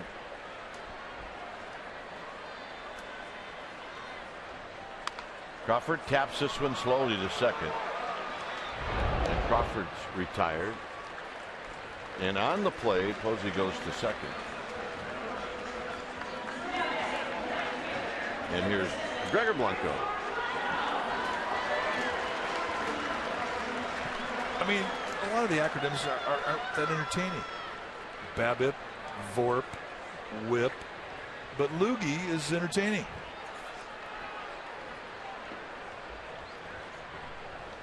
I agree. Although I don't know if other people would agree.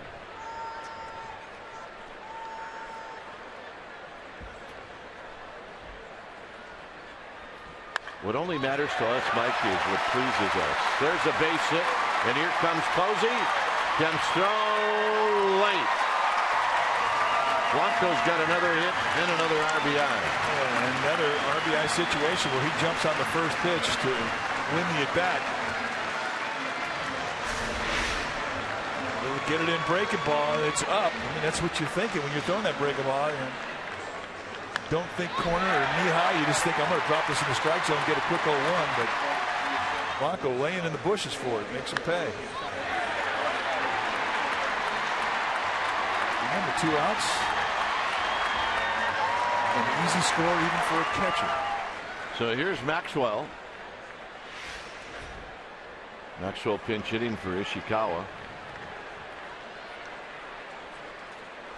And he takes low. 219, that's the average for Justin Maxwell.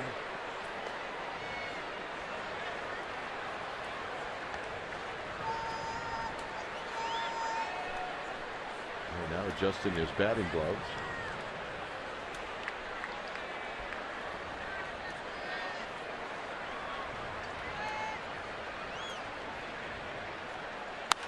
Out of play. 1 ball and 1 strike.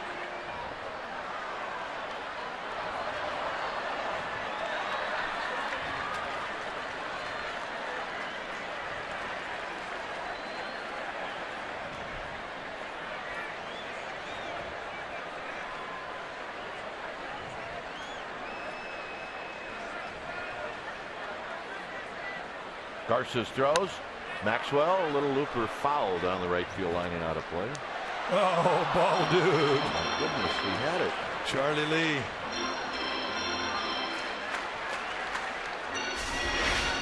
In all the history of the ball dude, there's never been a better opportunity for a play, and he just can't make it. Charlie. Sorry, Charlie.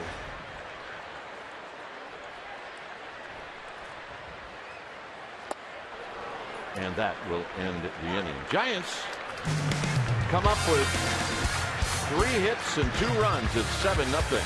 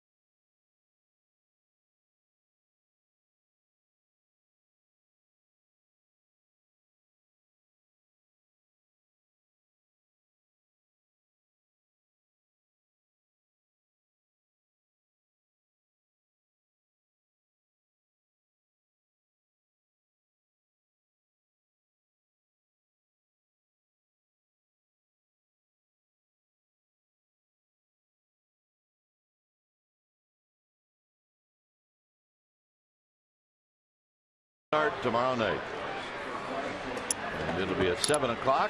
Pre-game live will start at 6:30 right here on Comcast Sportsnet Bay Area. Rockies coming to town Friday, Saturday, Sunday, and Friday is fireworks night, and then Saturday will be Skyline Sox night, and then or Sox Day, and then Hello Kitty Bobblehead Day Sunday. Go to sfgiants.com for tickets. Join us if you would. So here's Melvin Upton. We do have some changes. Upton is pinch hitting for Garces. That Sox giveaway on Saturday is going to be presented by Johnsonville.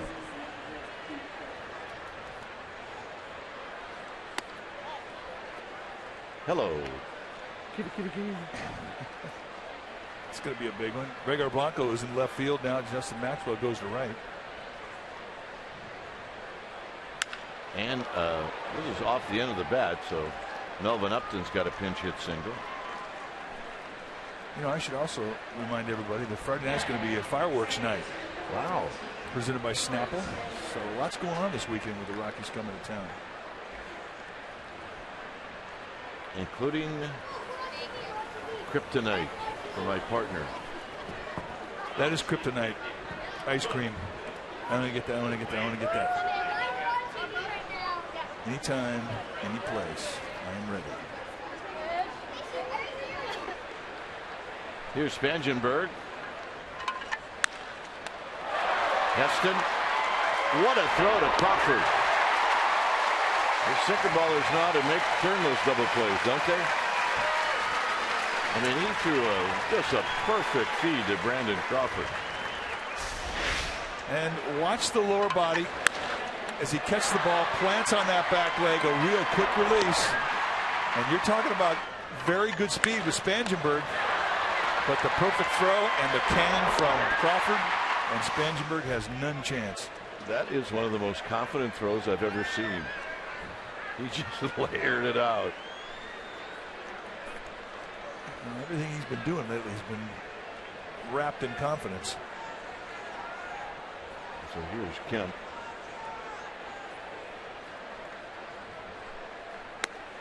One of those where if it had got by him, it still would have been a double play.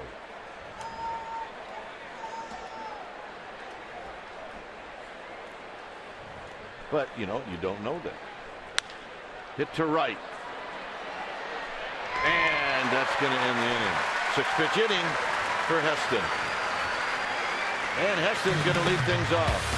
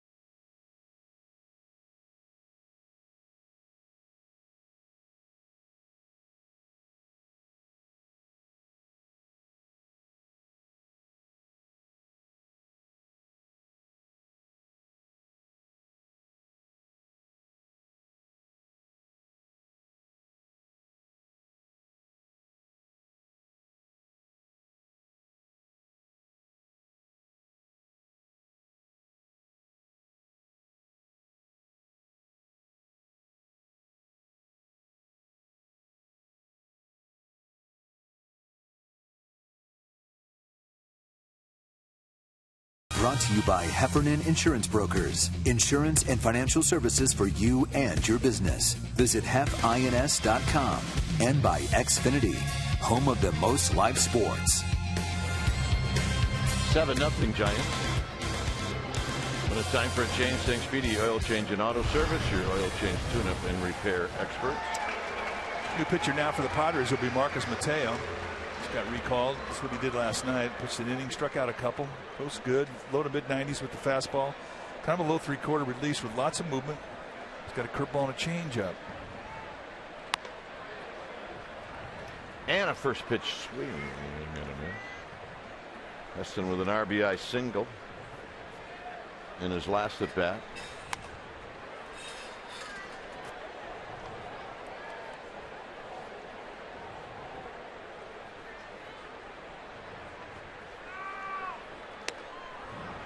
And 3 pitches. That was quick. Glenn Burke was one of the finest athletes that Oakland ever produced. He was also the first openly gay Major League Baseball player, a fact that brought his career to an abrupt end. Out, the Glenn Burke story tells the tale of Burke's remarkable athletic gifts, his retirement from the game he loved, and his struggle with AIDS. An encore presentation of Out, the Glenn Burke story, airs tonight at 9 p.m. on Comcast Sports Net Bay Area. Something that you might want to set your DVR or your TiVo, and if you can't watch it when it's on at 9, save it. It's a remarkable story.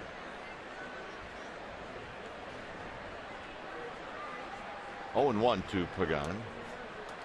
And in a lot of ways, a very tragic story. This is lifted foul down the left field line and out of play. You should remember Dusty Baker talking about Glenn Burke all the time. Well, Dusty kind of took him under his wing, and really he kind of put a harness on him too. I mean, Glenn Burke, he played angry, and he was a very, very good athlete. Strong. With the back foot of Pagan, it's 1-2. But you always had the feeling when you were playing against the Dodgers, and he was on those teams, that there may be a melee at any given time. And if you fought Glenn Burke, you were going to have your hands full. And you're going to have to fight Dusty Baker too. Yeah, no doubt. Pagan is going to send this one into the water. Foul.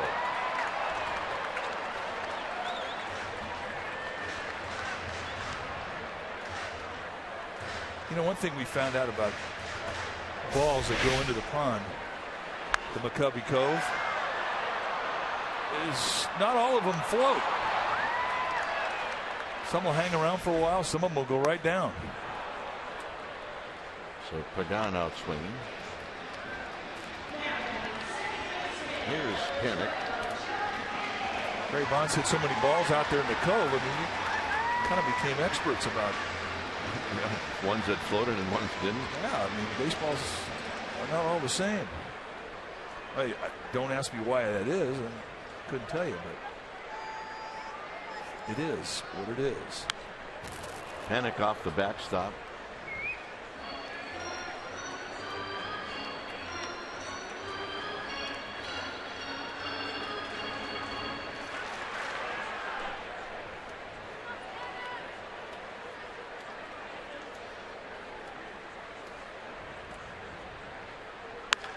Into the hole, a base hit for Joe Panic.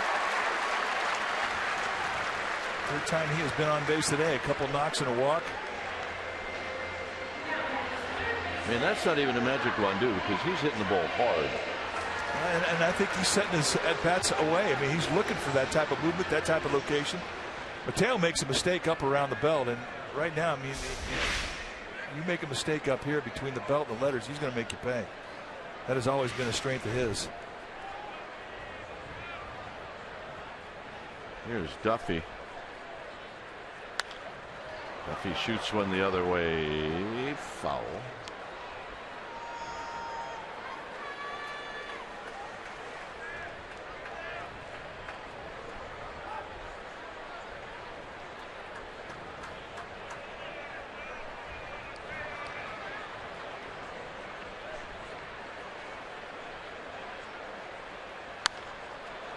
Duffy's got an idea that he wants to go the other way.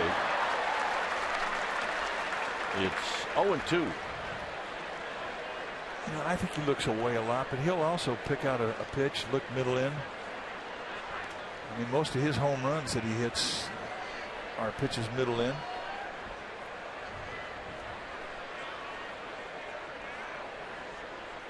Giants with 3 triples today. The last time they had 4, long time ago. Got him, and that'll end the inning as Mateo strikes out the side. Drew 6, 7-0 Giants.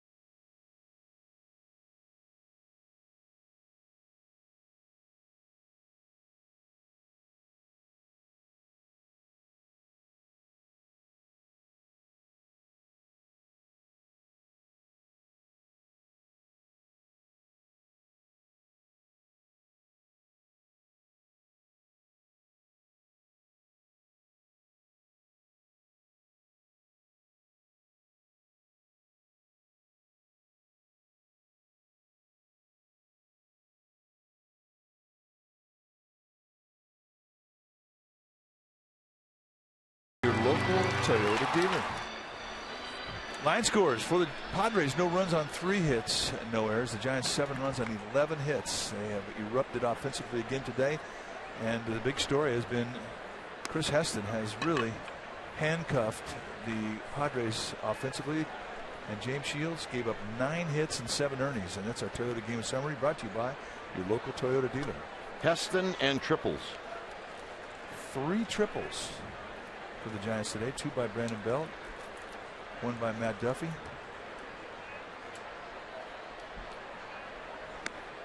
Outside 3-0 to Venable. Maxim Molly's kid has bounced out twice.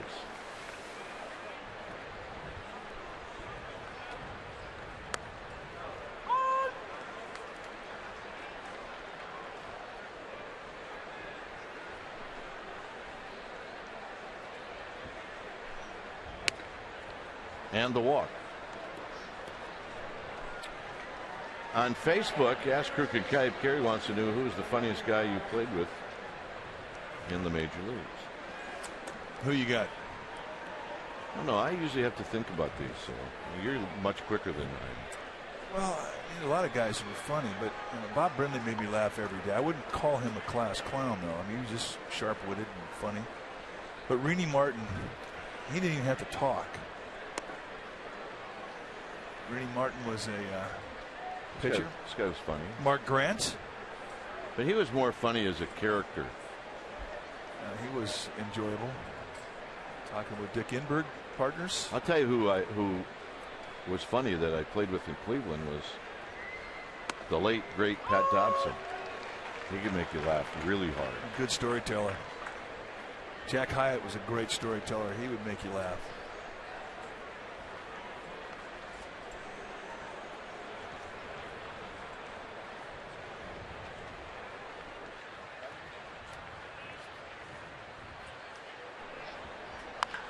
On the ground, Belt's got it, steps on the bag. His throw is wide. Otherwise, they may have had a double play. So 3 unassisted. Now, when he went back to touch first base, it kind of put him in a tough angle. He had to try to lob a throw over the head of Venable. Venable hustling on the play. So you can't hit the runner, so he opts to throw a little bit wide. He got a little tail to it. Takes Crawford off the bag and away from the play. It's a tough play for first baseman.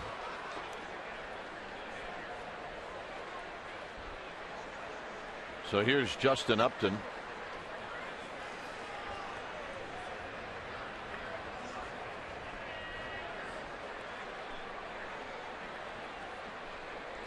And a strike to Upton, who was singled and he struck out looking. He played with Larry Anderson in Cleveland. He was hysterical. Yeah, he was hysterical in ways like he could belch the national anthem, stuff like that. Yeah, well, I mean, hey, belching the national anthem, that's a talent. Joe Charbonneau drink a beer through his nose. Those are things that they put on TV 30 years ago. Like on the Gong Show. Remember the Gong Show? Oh, yeah. Walter Fowler wants to know, if you hadn't got into broadcasting, what career would you go into? No balls and 2 strikes. With 1 out. And Venable at second. There's a swing and a bouncer follow. Well, you like to teach, so I could have seen you as a coach. I'd have been a teacher. Would you have gone back to the farm? I tried to teach in the minor leagues for 1 year in spring training, and I wasn't really good at it. I mean, I figured I could probably learn how to do it. But if you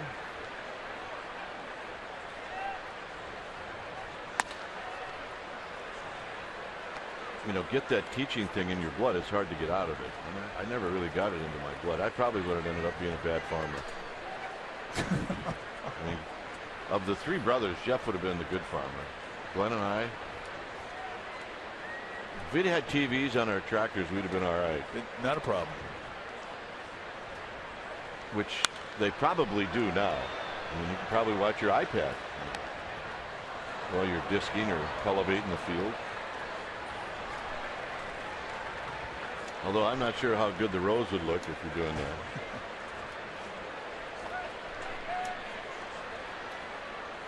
One ball and 2 strikes.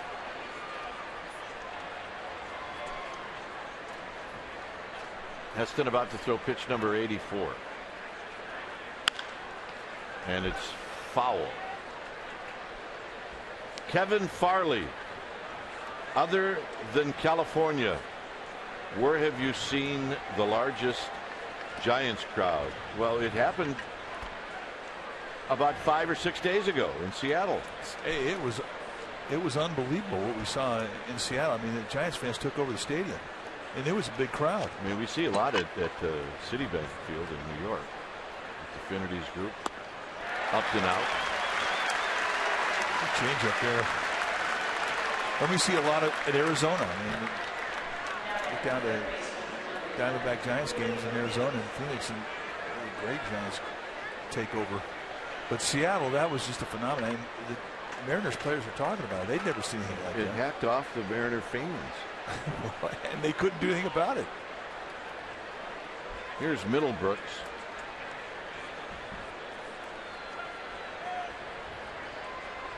You know where we're starting to see more Giants fans again is in L.A.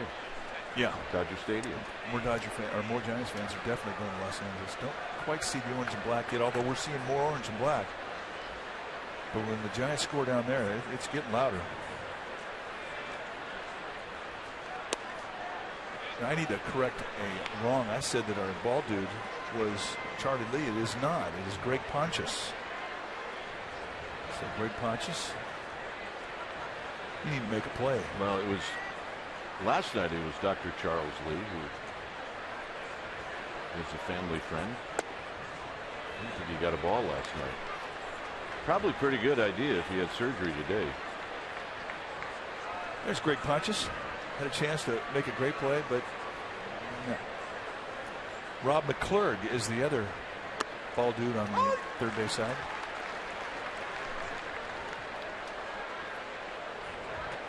Isn't it too hot? We need the fog to roll in. Well, these are the days where you see Kerry in this ballpark. Right? It gets warm. Center field. Pagan drifting back, and he can't hang on as he goes down. He's going to get up. A run's going to come in, and Middlebrooks is going to end up at third. He hit that wall hard. Yeah, he got onto that wall a little quicker than he thought. And the crowd's giving him a nice ovation for hanging in there with that one. He almost had it. There's the Kerry we're talking about. There's drift. They may have knocked the lens out of his glasses. And he really face plants right into the wall. And watch his head hit the padding. I mean, he parks it right in the sweet spot. I mean, he really hits it with his face. It's the lens you're talking about. Wow. Here's Amarista. Now we're going to see some bullpen activity. I mean, look, if those lenses don't pop out, you're going to really slice up your face around your eye. So that worked. It did exactly what it was supposed to do. He really has had a couple plays in this series that have been hard on his body. That last one being one of them.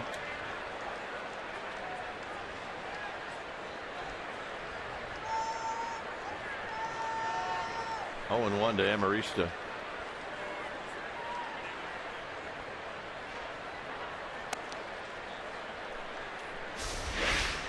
And watch the lens release, and the face makes the contact.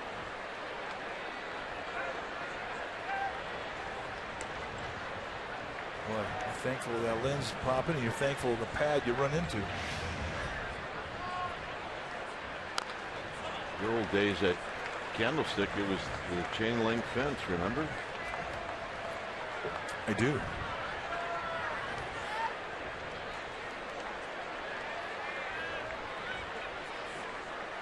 Yeah, Wrigley Field, you got to be careful under the ivy. Remember, there was an outfielder by the name of Jim Weaver in 1989 that took on the chain link. Yep. I don't think he played much after that. On the ground in the right field, a base hit. That's going to score Middlebrooks. So it's now 7-2. As the pitch count now at 94, and Dave Righetti's coming out.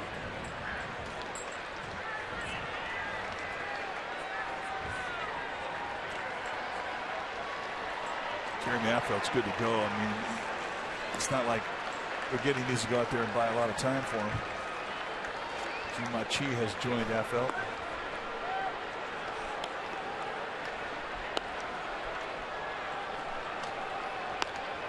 Craig Hickman wants to know, what's the greatest Giants debut you've ever called? John Bowker? John Bowker's a pretty good one. Yeah, Will Clark. I did not do the game. I was pitching that day, so I mean, I thought that was a pretty good debut. Yeah, it's not a bad one. I was the benefactor of that home run he hit off Nolan Ryan. I remember John Bowker's series against the Cardinals. He literally manhandled the Cardinals all by himself. So here's Austin Hedges with Amarista at first. And a big swing and a miss. And it's 0-1.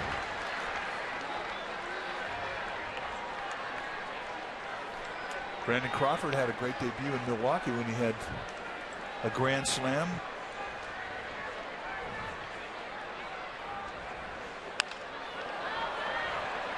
Blanco, side retired. 2 runs on 3 hits. Belt's got 2 triples in this game. And Belt is going to come up in the bottom of the 7th. It's 7-2 Giants.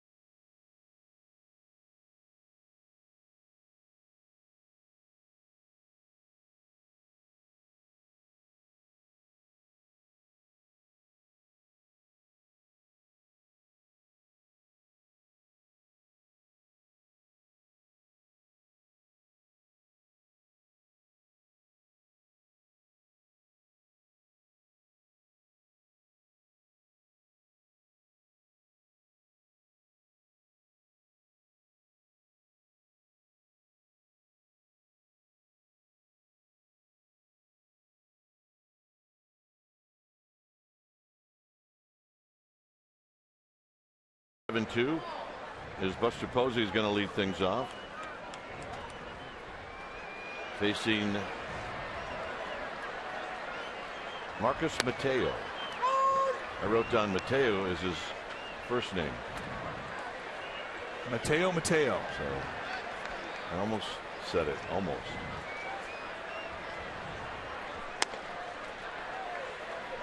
Hey. Day games after night games. Well, see, that's the difference between me and you. I'd have launched. You'd have said it? Oh, yeah. Down the right field line. Kemp giving chase, and he's going to play it off of archway number 2. Posey's digging, and he's going to make it. And that's a 2-hit game for Buster Posey. And both hits have gone to right field. And he's looking hard stuff, middle away. He gets it. Just a beautiful throw with a bat head right through it, catches it with backspin, and now here's the carry. And they've been playing him over towards the gap in right center, exposed right field. And Kemp never had a chance. So here's Belt. Belt is 2 for 3, 2 triples.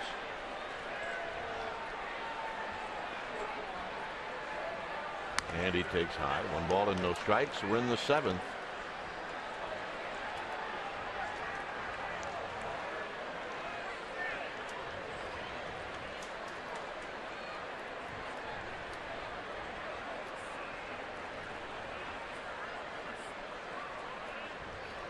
On the ground sharply to Alonso.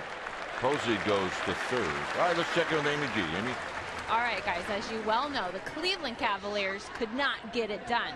The University of Virginia Cavaliers got it done yesterday, defeating Vanderbilt to win the College World Series. Well, you guys know who's the happiest man on earth, and that is the Giants' own Javier Lopez, who is a graduate of the University of Virginia. He said to me today he got about 100 or more texts from all of his baseball buddies that he's still super tight with.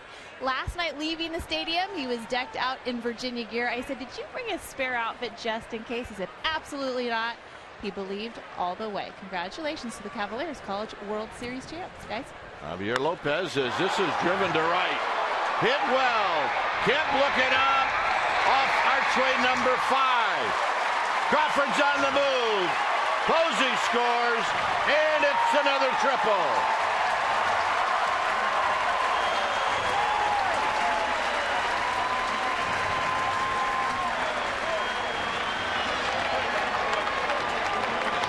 And Crawford racks up RBI number 43 on the year. That's 4 triples today. A little lazy slider that doesn't do a whole lot right out there middle in. And he backspins it. It's just a matter of whether or not it's going to go out of the ballpark. And he kicks away. And Kemp does not get to it in time to get off the throw. And Crawford never slows it down.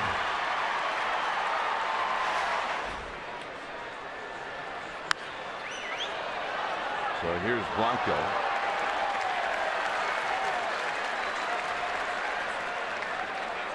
Well, the last time the Giants have had 4 triples in a game was 1960 against the Phillies. And Willie Mays had 3 of them. Eddie Versu had 1.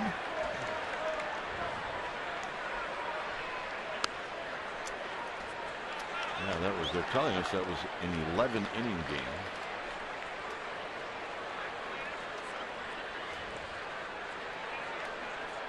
Well, the 3rd triple by Mays knocked in the winning run. Here's the pitch to Blanco, and it's a little pop-up, which is probably not going to do it.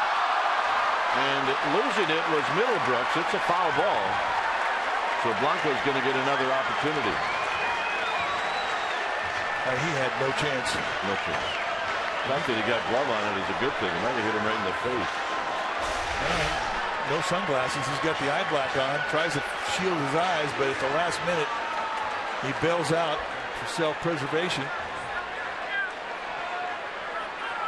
Hits off the fingertip. That's something that is not going to go unnoticed by his teammates and his coaching staff.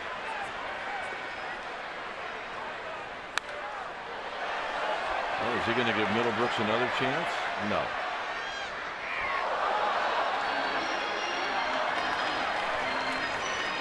Watch some of our ownership group down there. That if they had brought their glove, they might have picked up a baseball. Instead, they were ducking.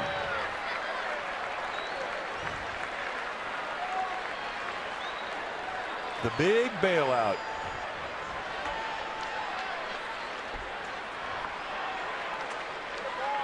It's 1 ball and 2 strikes. Low to Blanco, 2-2. With the infield in, Blanco's got a chance to pick up his 3rd RBI.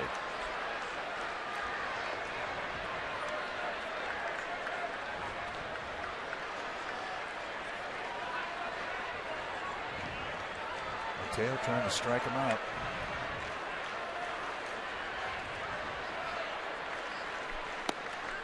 Nope, 3-2.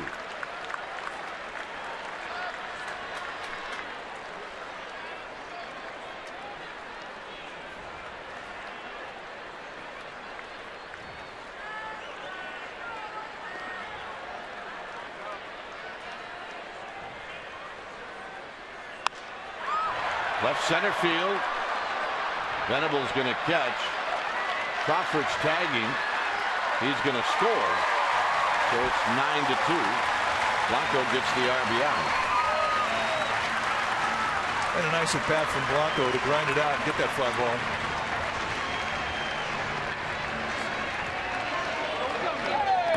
I mean, at some point, if you're the Padres, you just want to get on a plane. You just can't act like it. Blowouts on getaway day will definitely take a unit's concentration and run away with it. Maxwell takes a strike, and it's 0-1.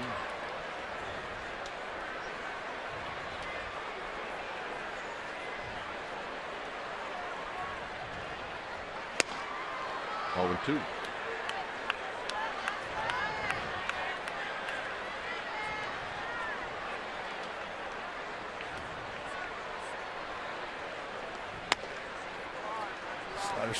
Slider.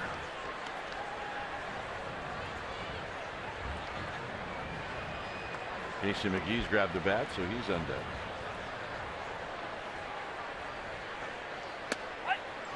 Caught him. And I agree with you, Justin. Let's get the inning over with. Giants lead 9-2.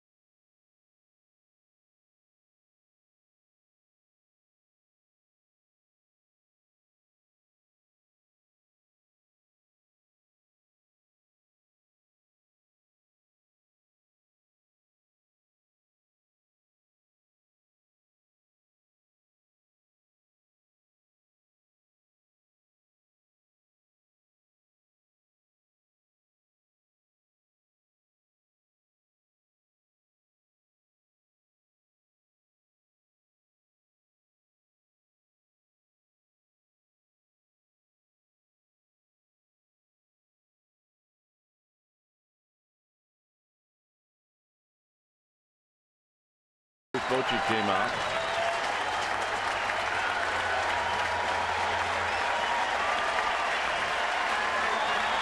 A nice reception for Chris Heston, who pitched really well today.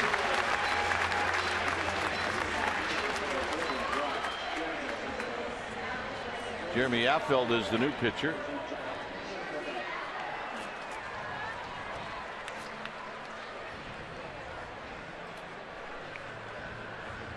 Well, Tuesday, July 7th is Bruce Lee's 75th birthday celebration. Your special event package is going to include a ticket and then the 75th birthday edition Bruce Lee Giants bobblehead. You need a special event ticket for that, so visit sfgiants.com/special events. It's a 9-2 lead for the Giants. When it's time for a change, think Speedy Oil Change and Auto Service. Your oil change tune-up and smog experts. Jeremy Affeldt, 33rd time that he's come into a ball game. And for Affeldt, really has righted his ship. Had a bout with some problems mechanically, and he sort of lost the sink of the sinker and the break on his breaking ball, which is not a good combination. And his ERA got up there right around 7, but he's been whittling it down 1 inning at a time, and starting to get back to some more familiar numbers. Low 90 sinker with a big curveball and a fork ball.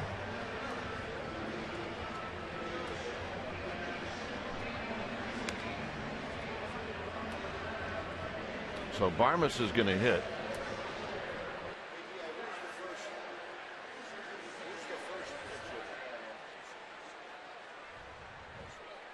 So Solarte is going to hit.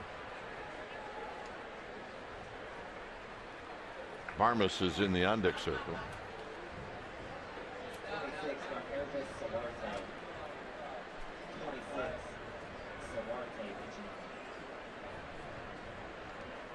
So Solarte facing Affelt, and on the first pitch he digs it out and he laces it down the left field line. So that'll be a double, and here's Barmes.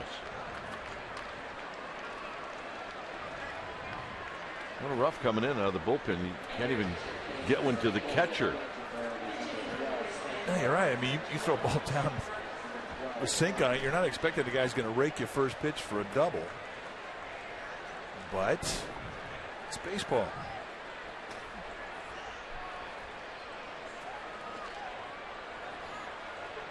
So here's Barmes.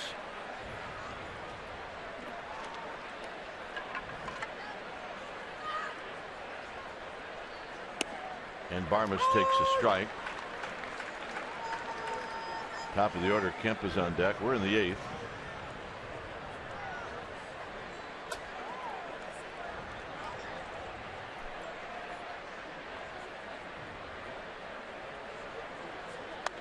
And tight. 1 ball and 1 strike.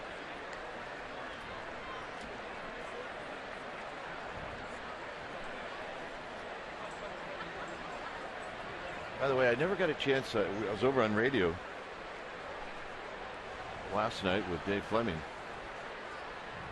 Here's the 1-1 pitch to Barmes. This is down the right field line, and this is a fair ball. Maxwell gets to it.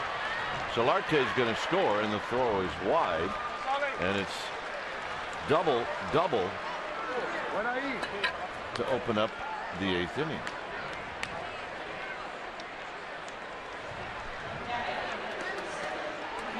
So Barmes goes the other way. And the ball down around the knees, outside corner, so it's not exactly like Affelt's hanging stuff. Just nice hitting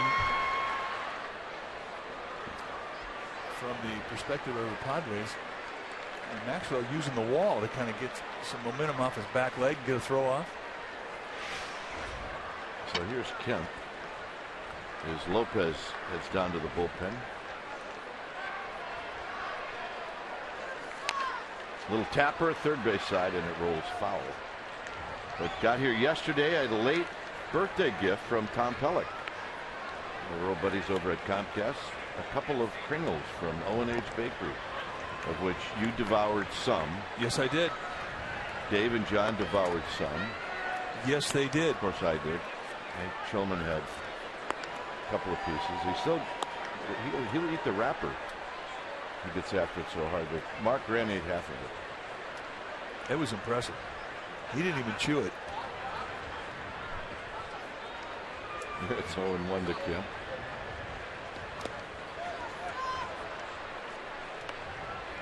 So anyway, Tom, thanks. Yeah, much appreciated.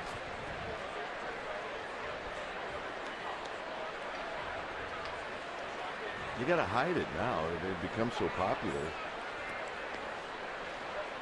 just can't leave it out, which I found out with Mark Grant.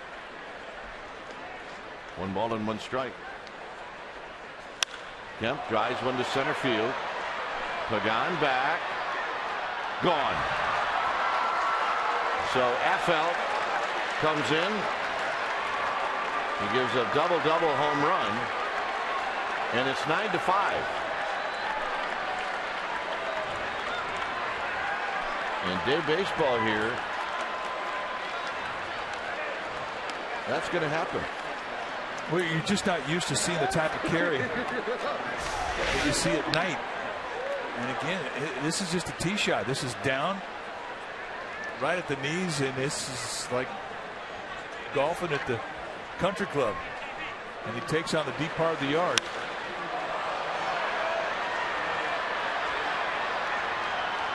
And that was a big boy home run.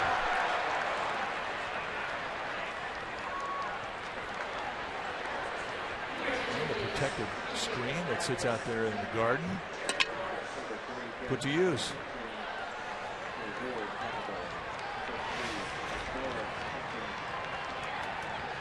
So Norris is going to pinch hit.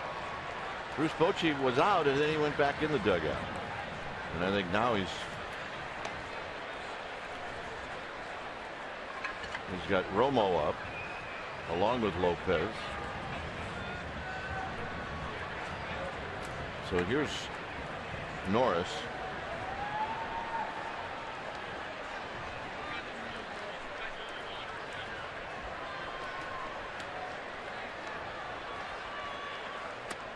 And a big curveball for a strike, and it's 0-1.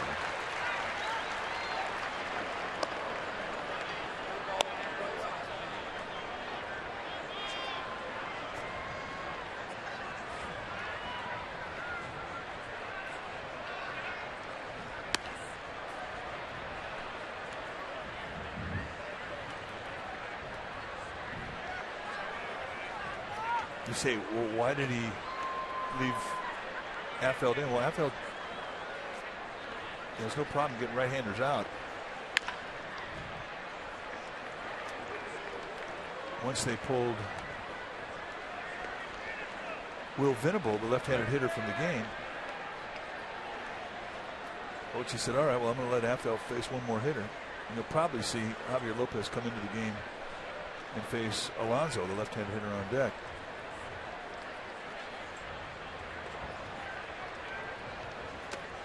Down and in. It's 2 balls and 2 strikes.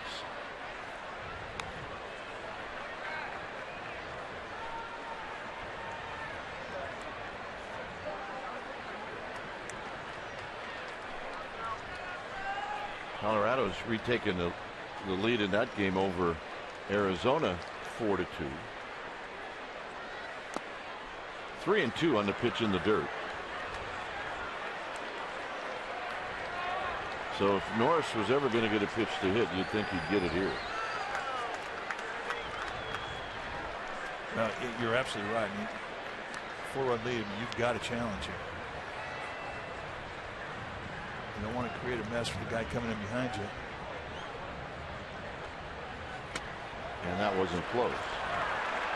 So now Bruce Bochy doesn't have much of a choice at all.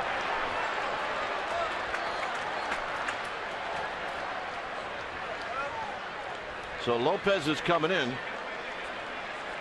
Giants did not want to make this game interesting, and now it's become interesting. It's 9-5 Giants.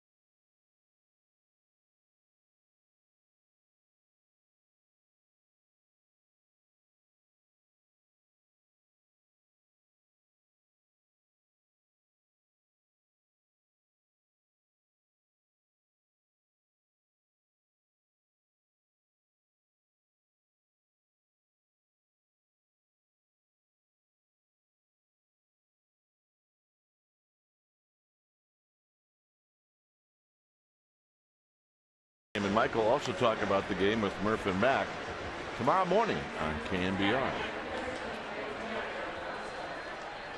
Yes, I will.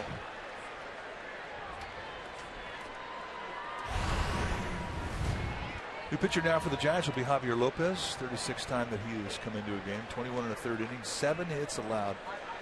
6 walks, 14 strikeouts. And he really has put himself into consideration for the All-Star team with the half that he has had. He'd be a dark horse to make it, but it would not be anything that he would have to apologize for if he were to be selected.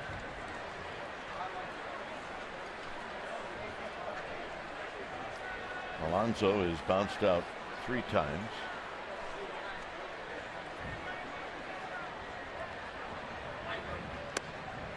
Two and 0.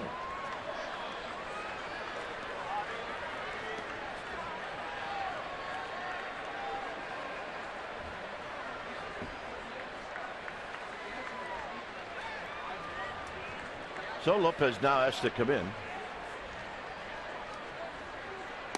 He does. It's 2 balls and 1 strike.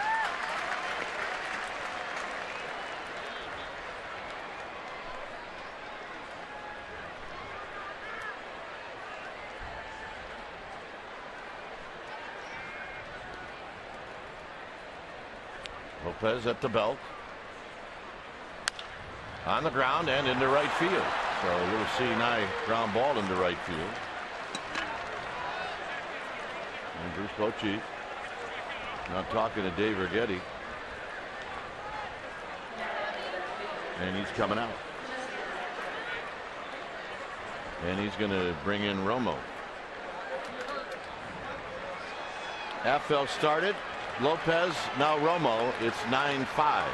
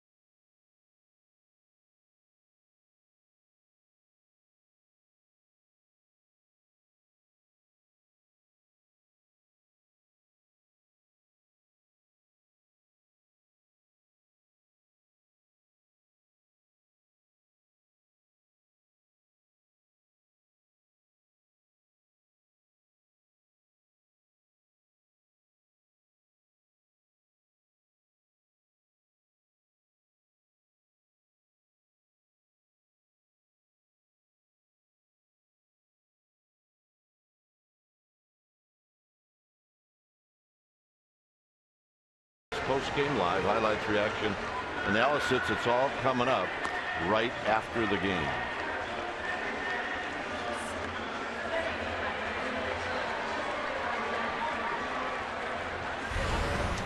So Bruce Bochy hands the ball off to Sergio Romo.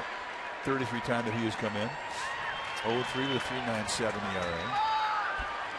And the Padres making it very interesting. So it'll be Upton, nobody out. 5 straight Padres have reached here in the 8th. Upton 1 for 12 lifetime against Romo.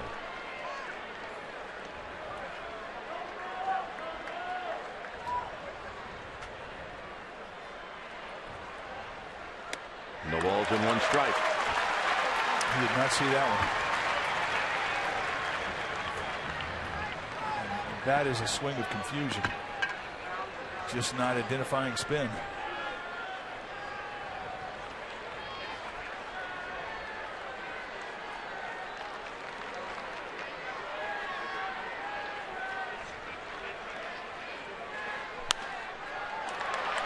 Pops this one up. Crawford's going to battle the sun.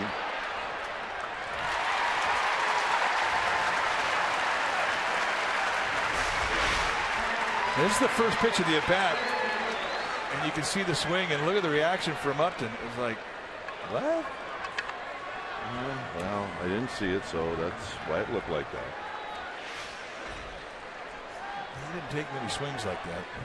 Here's Middlebrooks.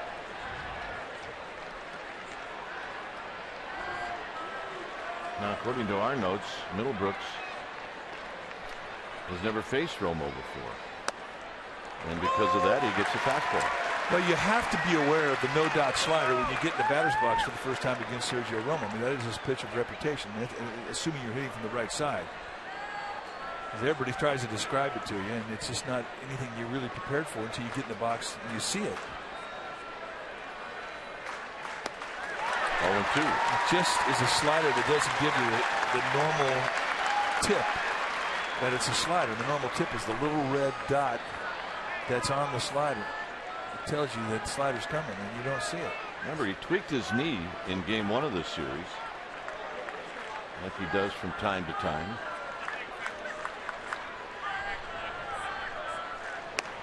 See you later.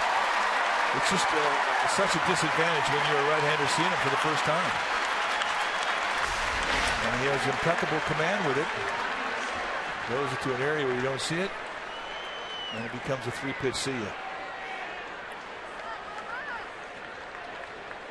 So here's Amarista. See the finish there. Looks like he may be favoring that left knee. He's got a brace on it.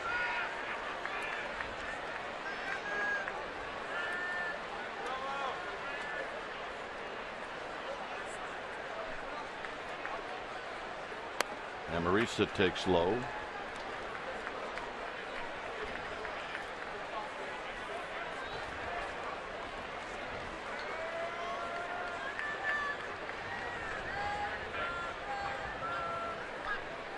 Amarista knocked in a run in the 7th.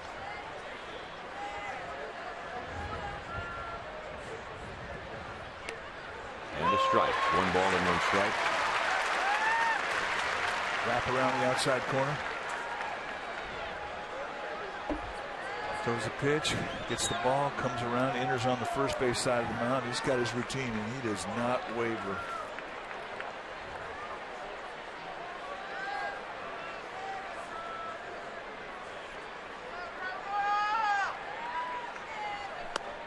Nope, 2 balls and 1 strike.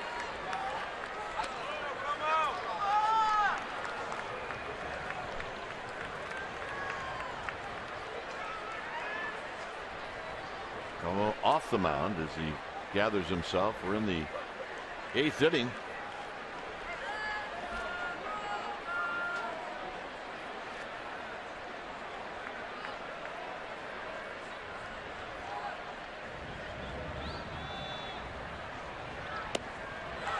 And a called strike, and Buster Posey chasing that back runner back, which is Norris.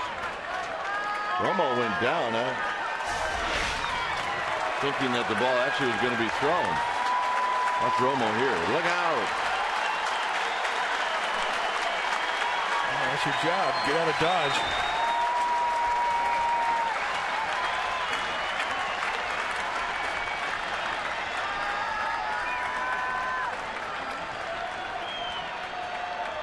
So it's 2-2 now to Amarista.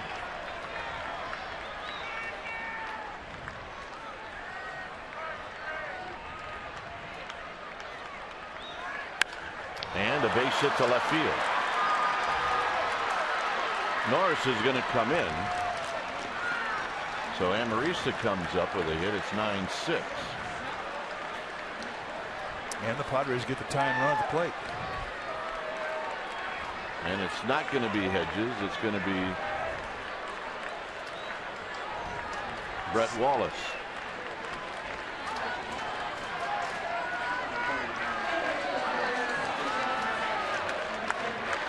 And Wallace will be the 9th Padre to hit here in the 8th.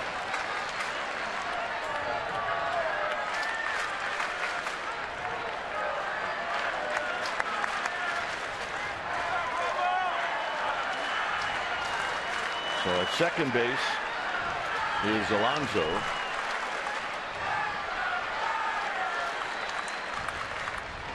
And it's low, 1 ball and no strikes. This is a guy that'll swing for it too. And Santiago Casilla heading down. He'll start getting loose.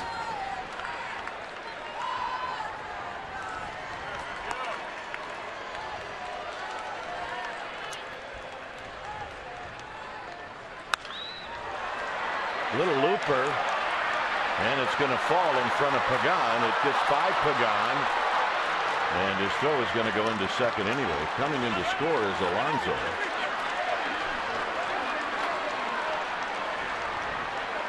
And that one had a lot to do with the defense that you're going to play, because Pagan was playing really deep. You're right. You're playing doubles defense just off the end of the bat.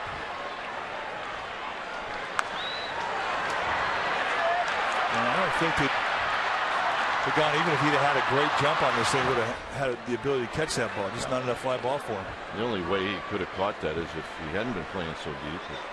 That's how the Giants wanted to play it.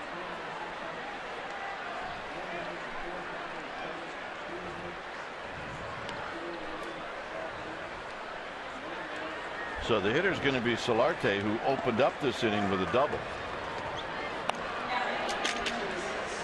The Italian runner is now at first base.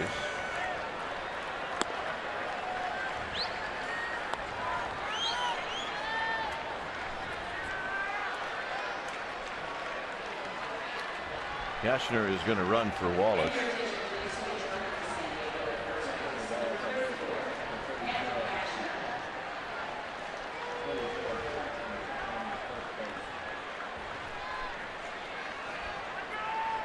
So here's Solarte.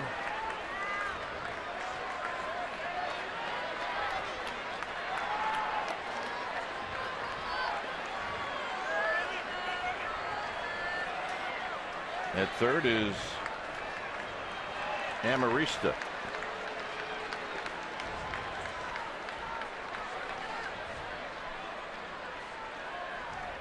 And the pitch is low. 1 ball and no strikes. He's got a base to play with here. Solarte has had a good series. Giants know that he's been swinging the bat well. They have a place to put him. And Barmas is going to hit. He's on deck, and he's a right-hander.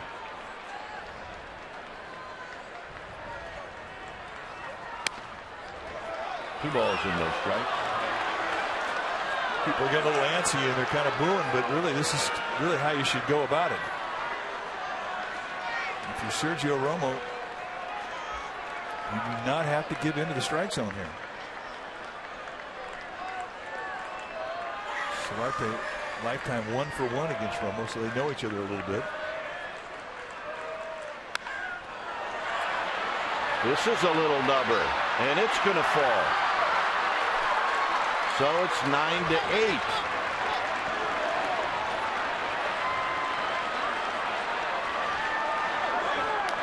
So Solarte with a little bloop.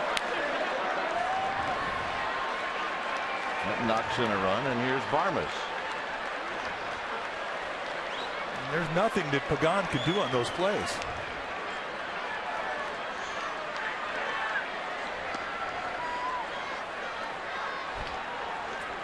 So it's been a 6-run 8th inning. Now watch the lower body as he goes down and just gets this thing. I don't think he even saw the ball off the bat. So here's Barmas.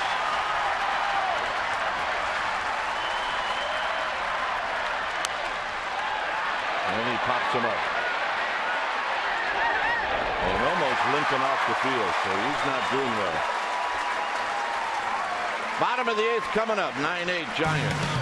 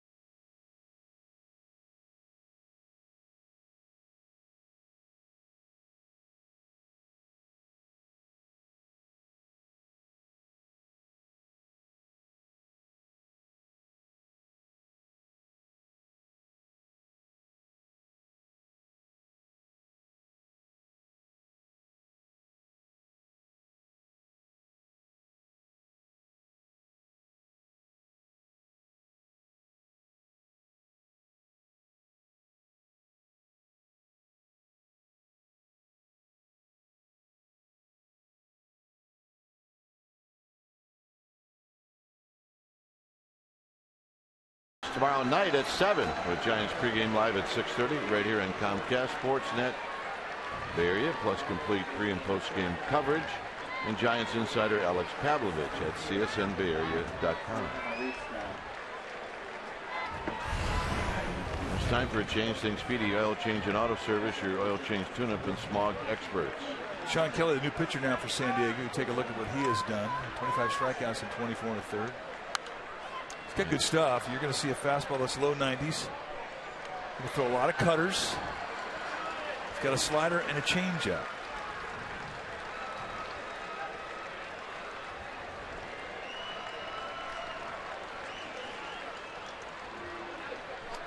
McGee behind in the count, 0-1. Here he takes low. Norris is catching. Barmes is at short. Solarte at second. And Amarista is in center field. 1-2.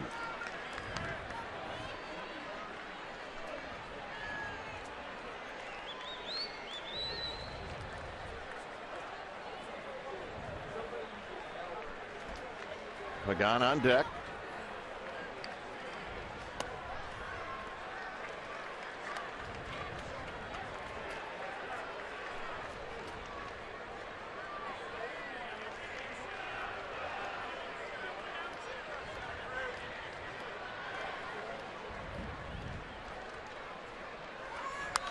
And McGee attacks another fastball.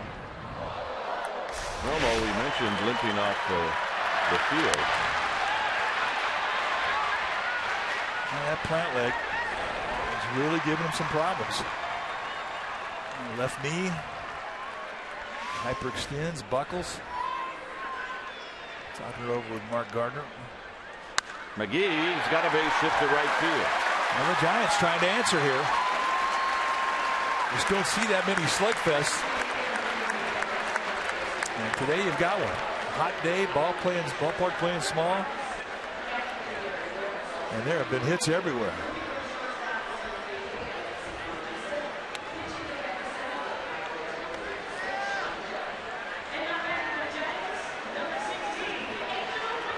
So here's Pagan.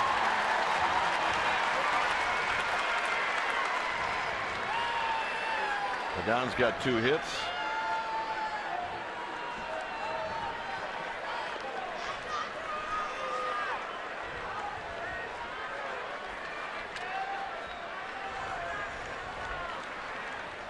And he bluffs a bunt, and he takes high. 1 ball and no strikes.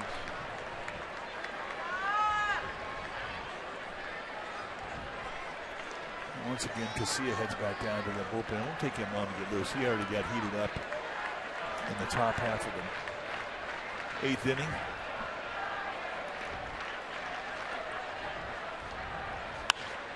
Pagan lifts one to left.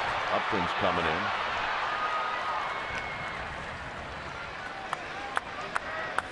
And that'll bring up Joe Kennett.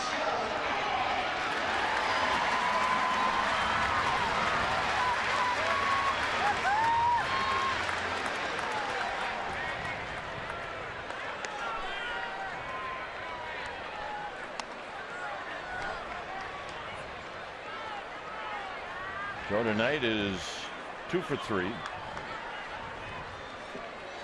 26 hits in this game.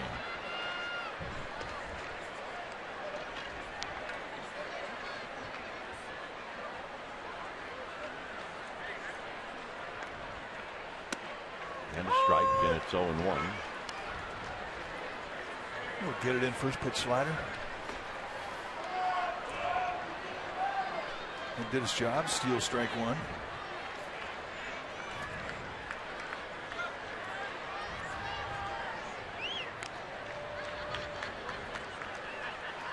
Giants would love to get a little insurance going into the 9th inning, as lively as his ballpark's playing.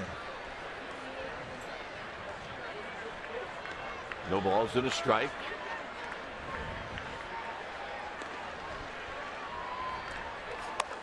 High, 1-1. 93 from Sean Kelly.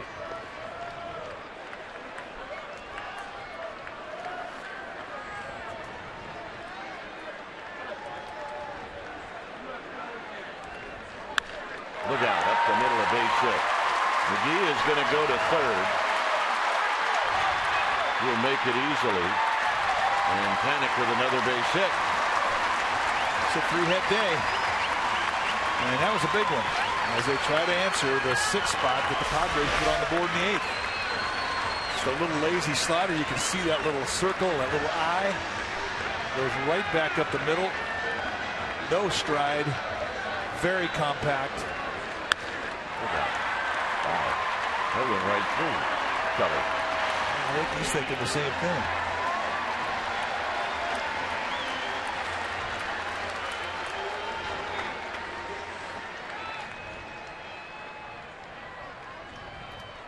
So Pat Murphy's coming out.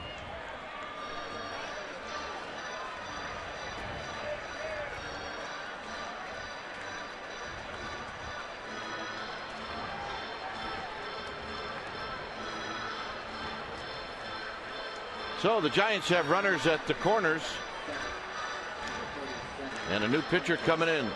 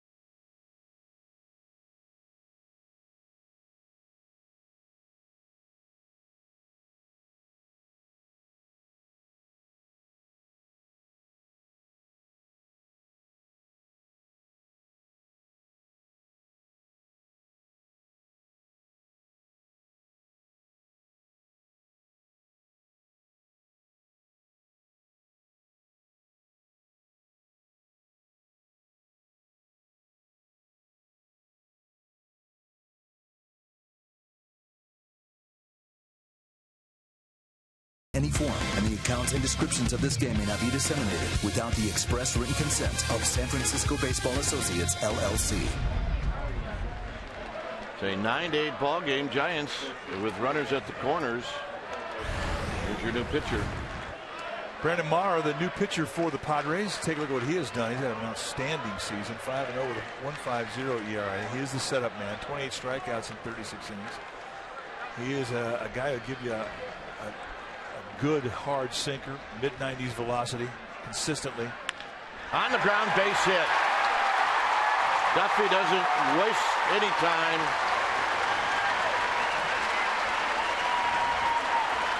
And Arias, who came in as a pinch runner, he scores.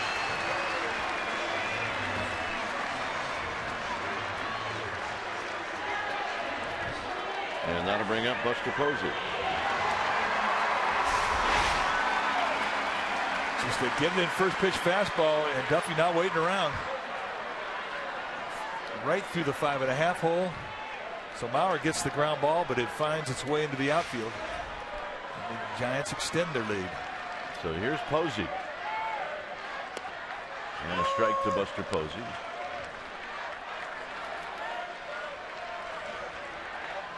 Buster, his last two at bats have been single, double, and he scored twice. In the dirt, it's 1 ball and 1 strike.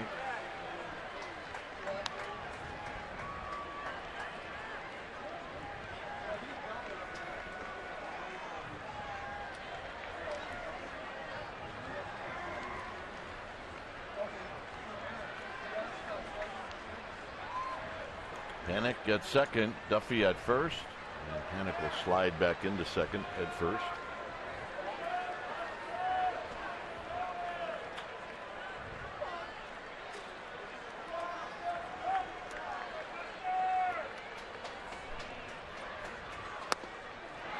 Good take, 2 balls and a strike. That's a hard one to play off of right there. I mean, it's a good hard cutter. Starts out with the base of the strike zone, but it drops below. And even if you hit that thing, I mean, you're going to probably put it on the ground. So 2 things that he can do to get you on the ground, and that's that hard sinker and that hard cutter.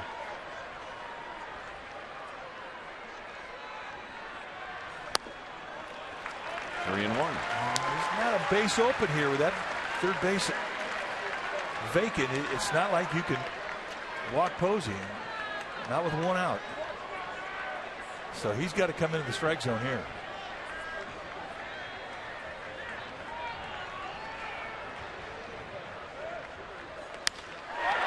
Down the left field line, trouble. Panik scores. Duffy scores. Buster Posey. A double, 2 RBIs, and the Giants tack on.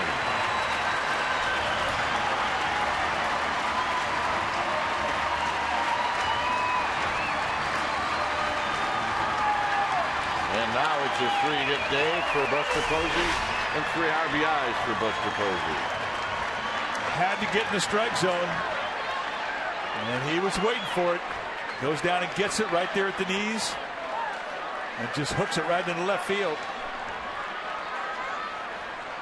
And an easy score for everybody. So here's Belt.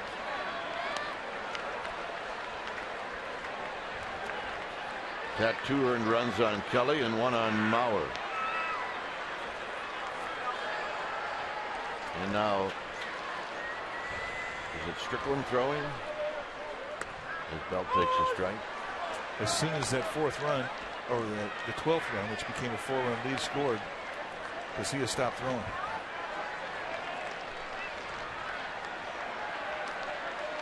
And yes, it is Strickland.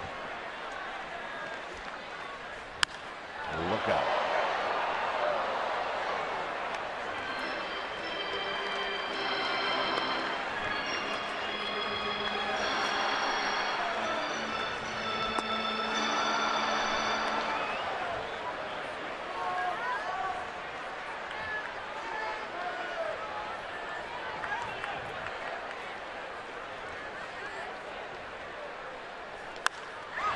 Belt, center field. It's going to fall.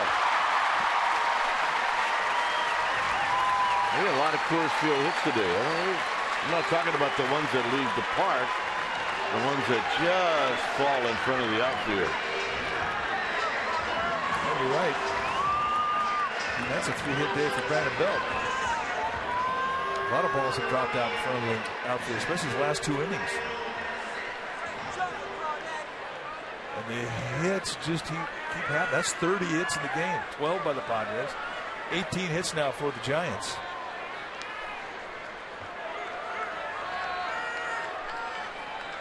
So here's Crawford. He's got a chance to knock in a run.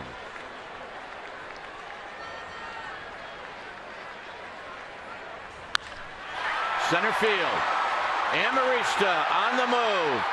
Amarista can't get it. It's off his glove. Posey scores.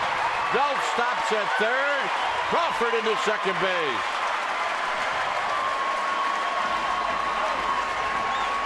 That's got to be a double, doesn't it? Absolutely does. It's not an error. That goes all the way out, opposite field gap to the warning track. That would have been an exceptional play. That's a double, absolutely. And if it would have been a 2-out situation, he'd have had another triple. So here's Blanco now with the infield in. It's 13-8. 10 runs have scored in this inning combined. As Blanco taps this one foul. And 14 runs have scored in the last 2 innings combined. Well, this park, it's an easy park to score runs in.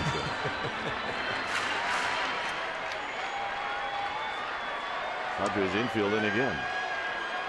We get a few arguments today if we say this is a great place to pitch.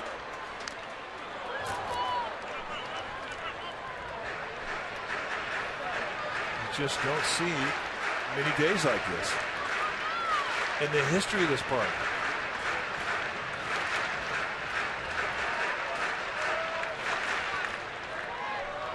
That'll make a hitter smile, absolutely. Giggle. It's fun if you're a hitter.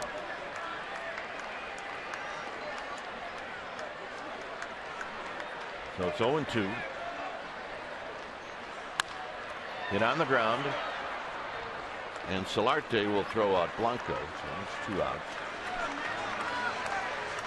And now Maxwell's got a shot. Blanco's done a good job. He had 3 runs batted in coming into that at bat.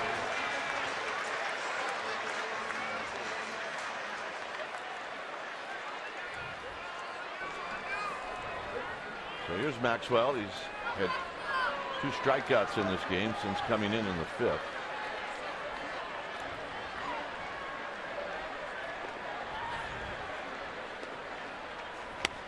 Swing and a miss. 0-1.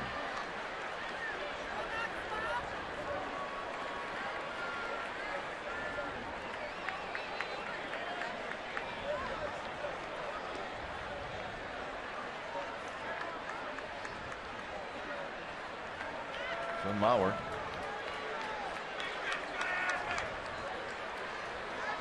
stepped off the slab.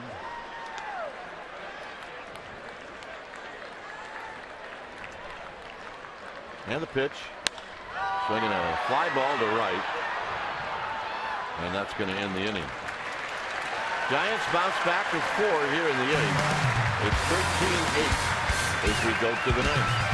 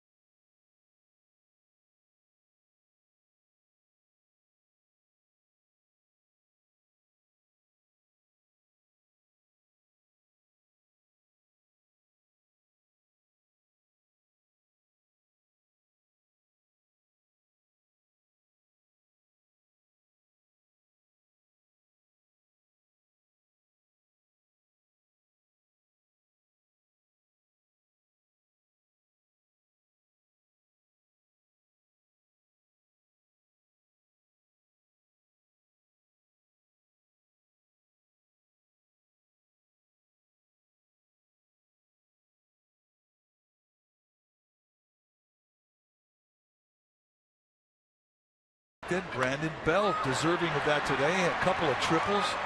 2 of the 4 triples that the Giants have hit. First time they've done that since 1960. Turns out to be a 3-hit day for Belt. And he is our player of the game. Brought to you by Honda.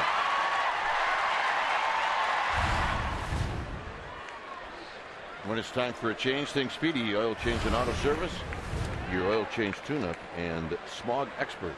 Hunter Strickland in the game now. 15th time he's come in. 0-1 with a 2.93 ERA. 18 strikeouts and 15 on the field. Here he's facing Kemp.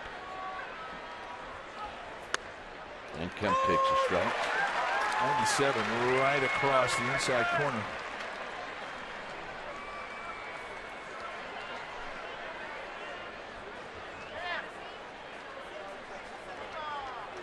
No balls and 1 strike. Foul back, another again 2. Right back in there again. And I believe Kemp was looking for it.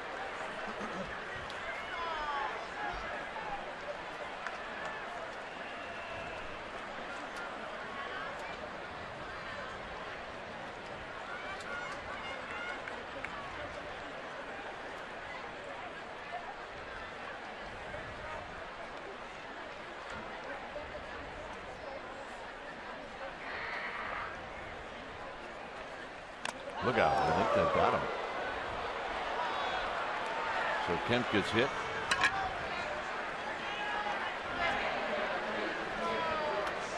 That's a big mistake there from Strickland.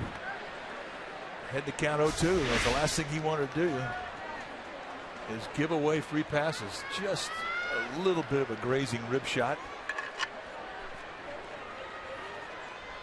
No doubt he got hit. I got to hand it to the Padres. I mean, they're down 9-2 in this ball game. They weren't exactly thinking about getting on that plane ride home. They hung around, trying to make some noise here again. Here's Norris. Norris takes a strike. He drew a walk off of Affelt as a pinch hitter in the 8th inning. So once again, Santiago Casilla heading down, and he'll start tossing a bit.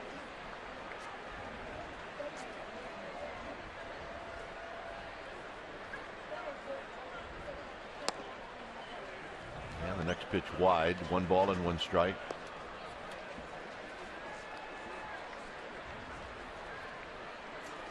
Strickland had a little bit of a fly in his front shoulder last night, meaning he was pulling out with that drive on his front shoulder. He's pulling out early and dragging his arm, losing command of the strike zone, and it's happening again today. It's 1-2. First time he's driven the ball through that outside corner, and that time at 97 with some cut. Good pitch. See ya.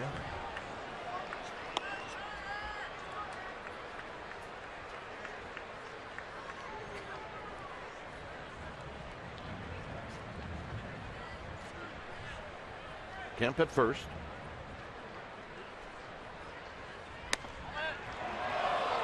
Two.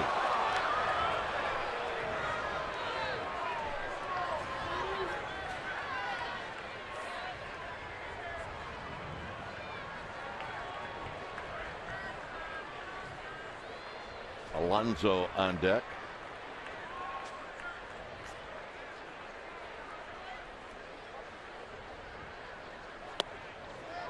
Three and two.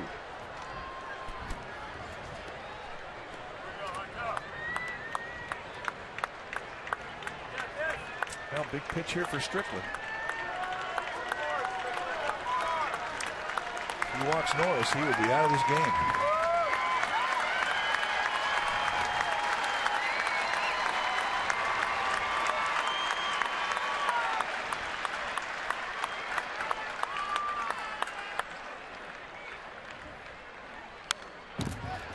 And he went right at him. It stays at 3 and 2.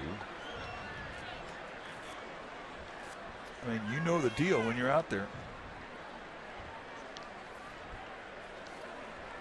How much rope you have. And with Casilla, the closer, in the bullpen, Strickland is right at the end of his rope.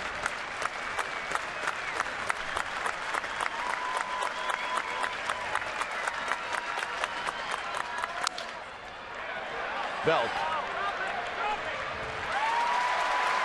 Morris decided not to run. 1 out. It just looks bad.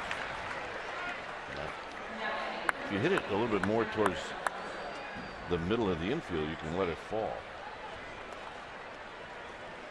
If you let that one fall, there's a chance it's going to go foul, and you can't do it. So, I mean, bottom line, Norris run.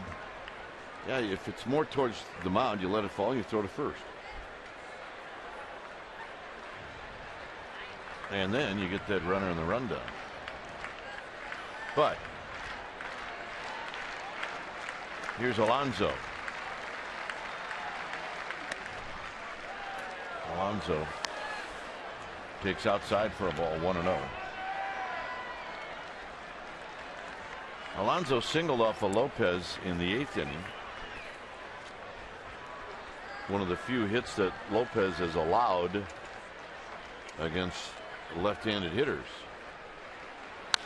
This is bounced to Belt.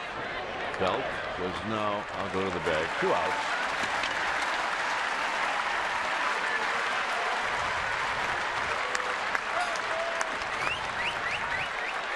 Yeah, we'd like to thank all of our folks that participated on Facebook today with the questions that they offered to us, they had a chance to answer, and for the one for the commissioner.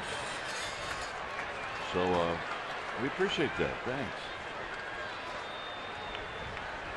I thought the questions that you asked Mike were a lot better than the ones you asked me, but that's besides the point. Well, as it should be. So here's Upton. Upton takes a ball, 1 ball and no strikes.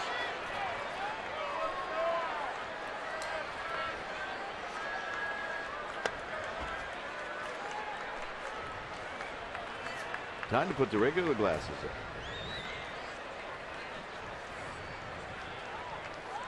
Swing and a miss. 1 ball and 1 strike.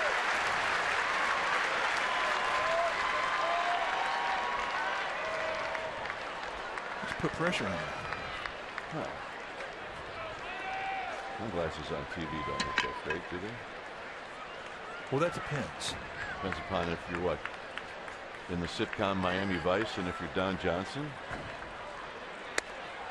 Well, which I really wanted to be for a while, I got to tell you. Yeah, that was a good show. 2 balls and 1 strike?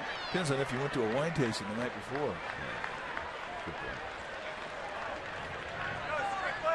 Remember, there was a time if you sat in the dugout with sunglasses on, you'd get fined. Well, it was a clear message sent to the manager that you were out the night before. Ball gets away from Buster Posey, and moving over to third is Kemp.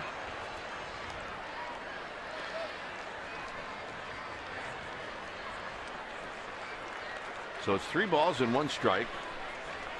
Been a long afternoon for everybody, including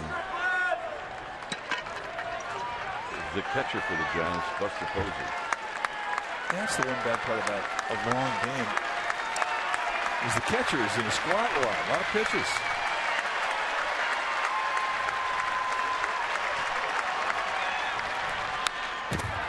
Back to challenge at 97.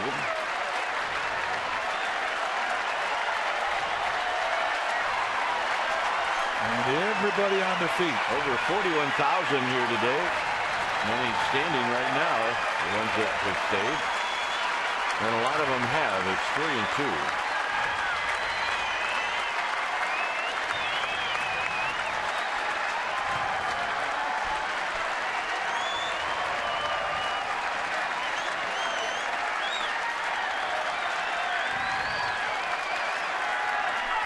Got him, and that's the ball game. Giants take 2 out of 3, and they win the last 2 in this series. And today, an odd game for this ballpark and an odd game for this team, where they had to outslug the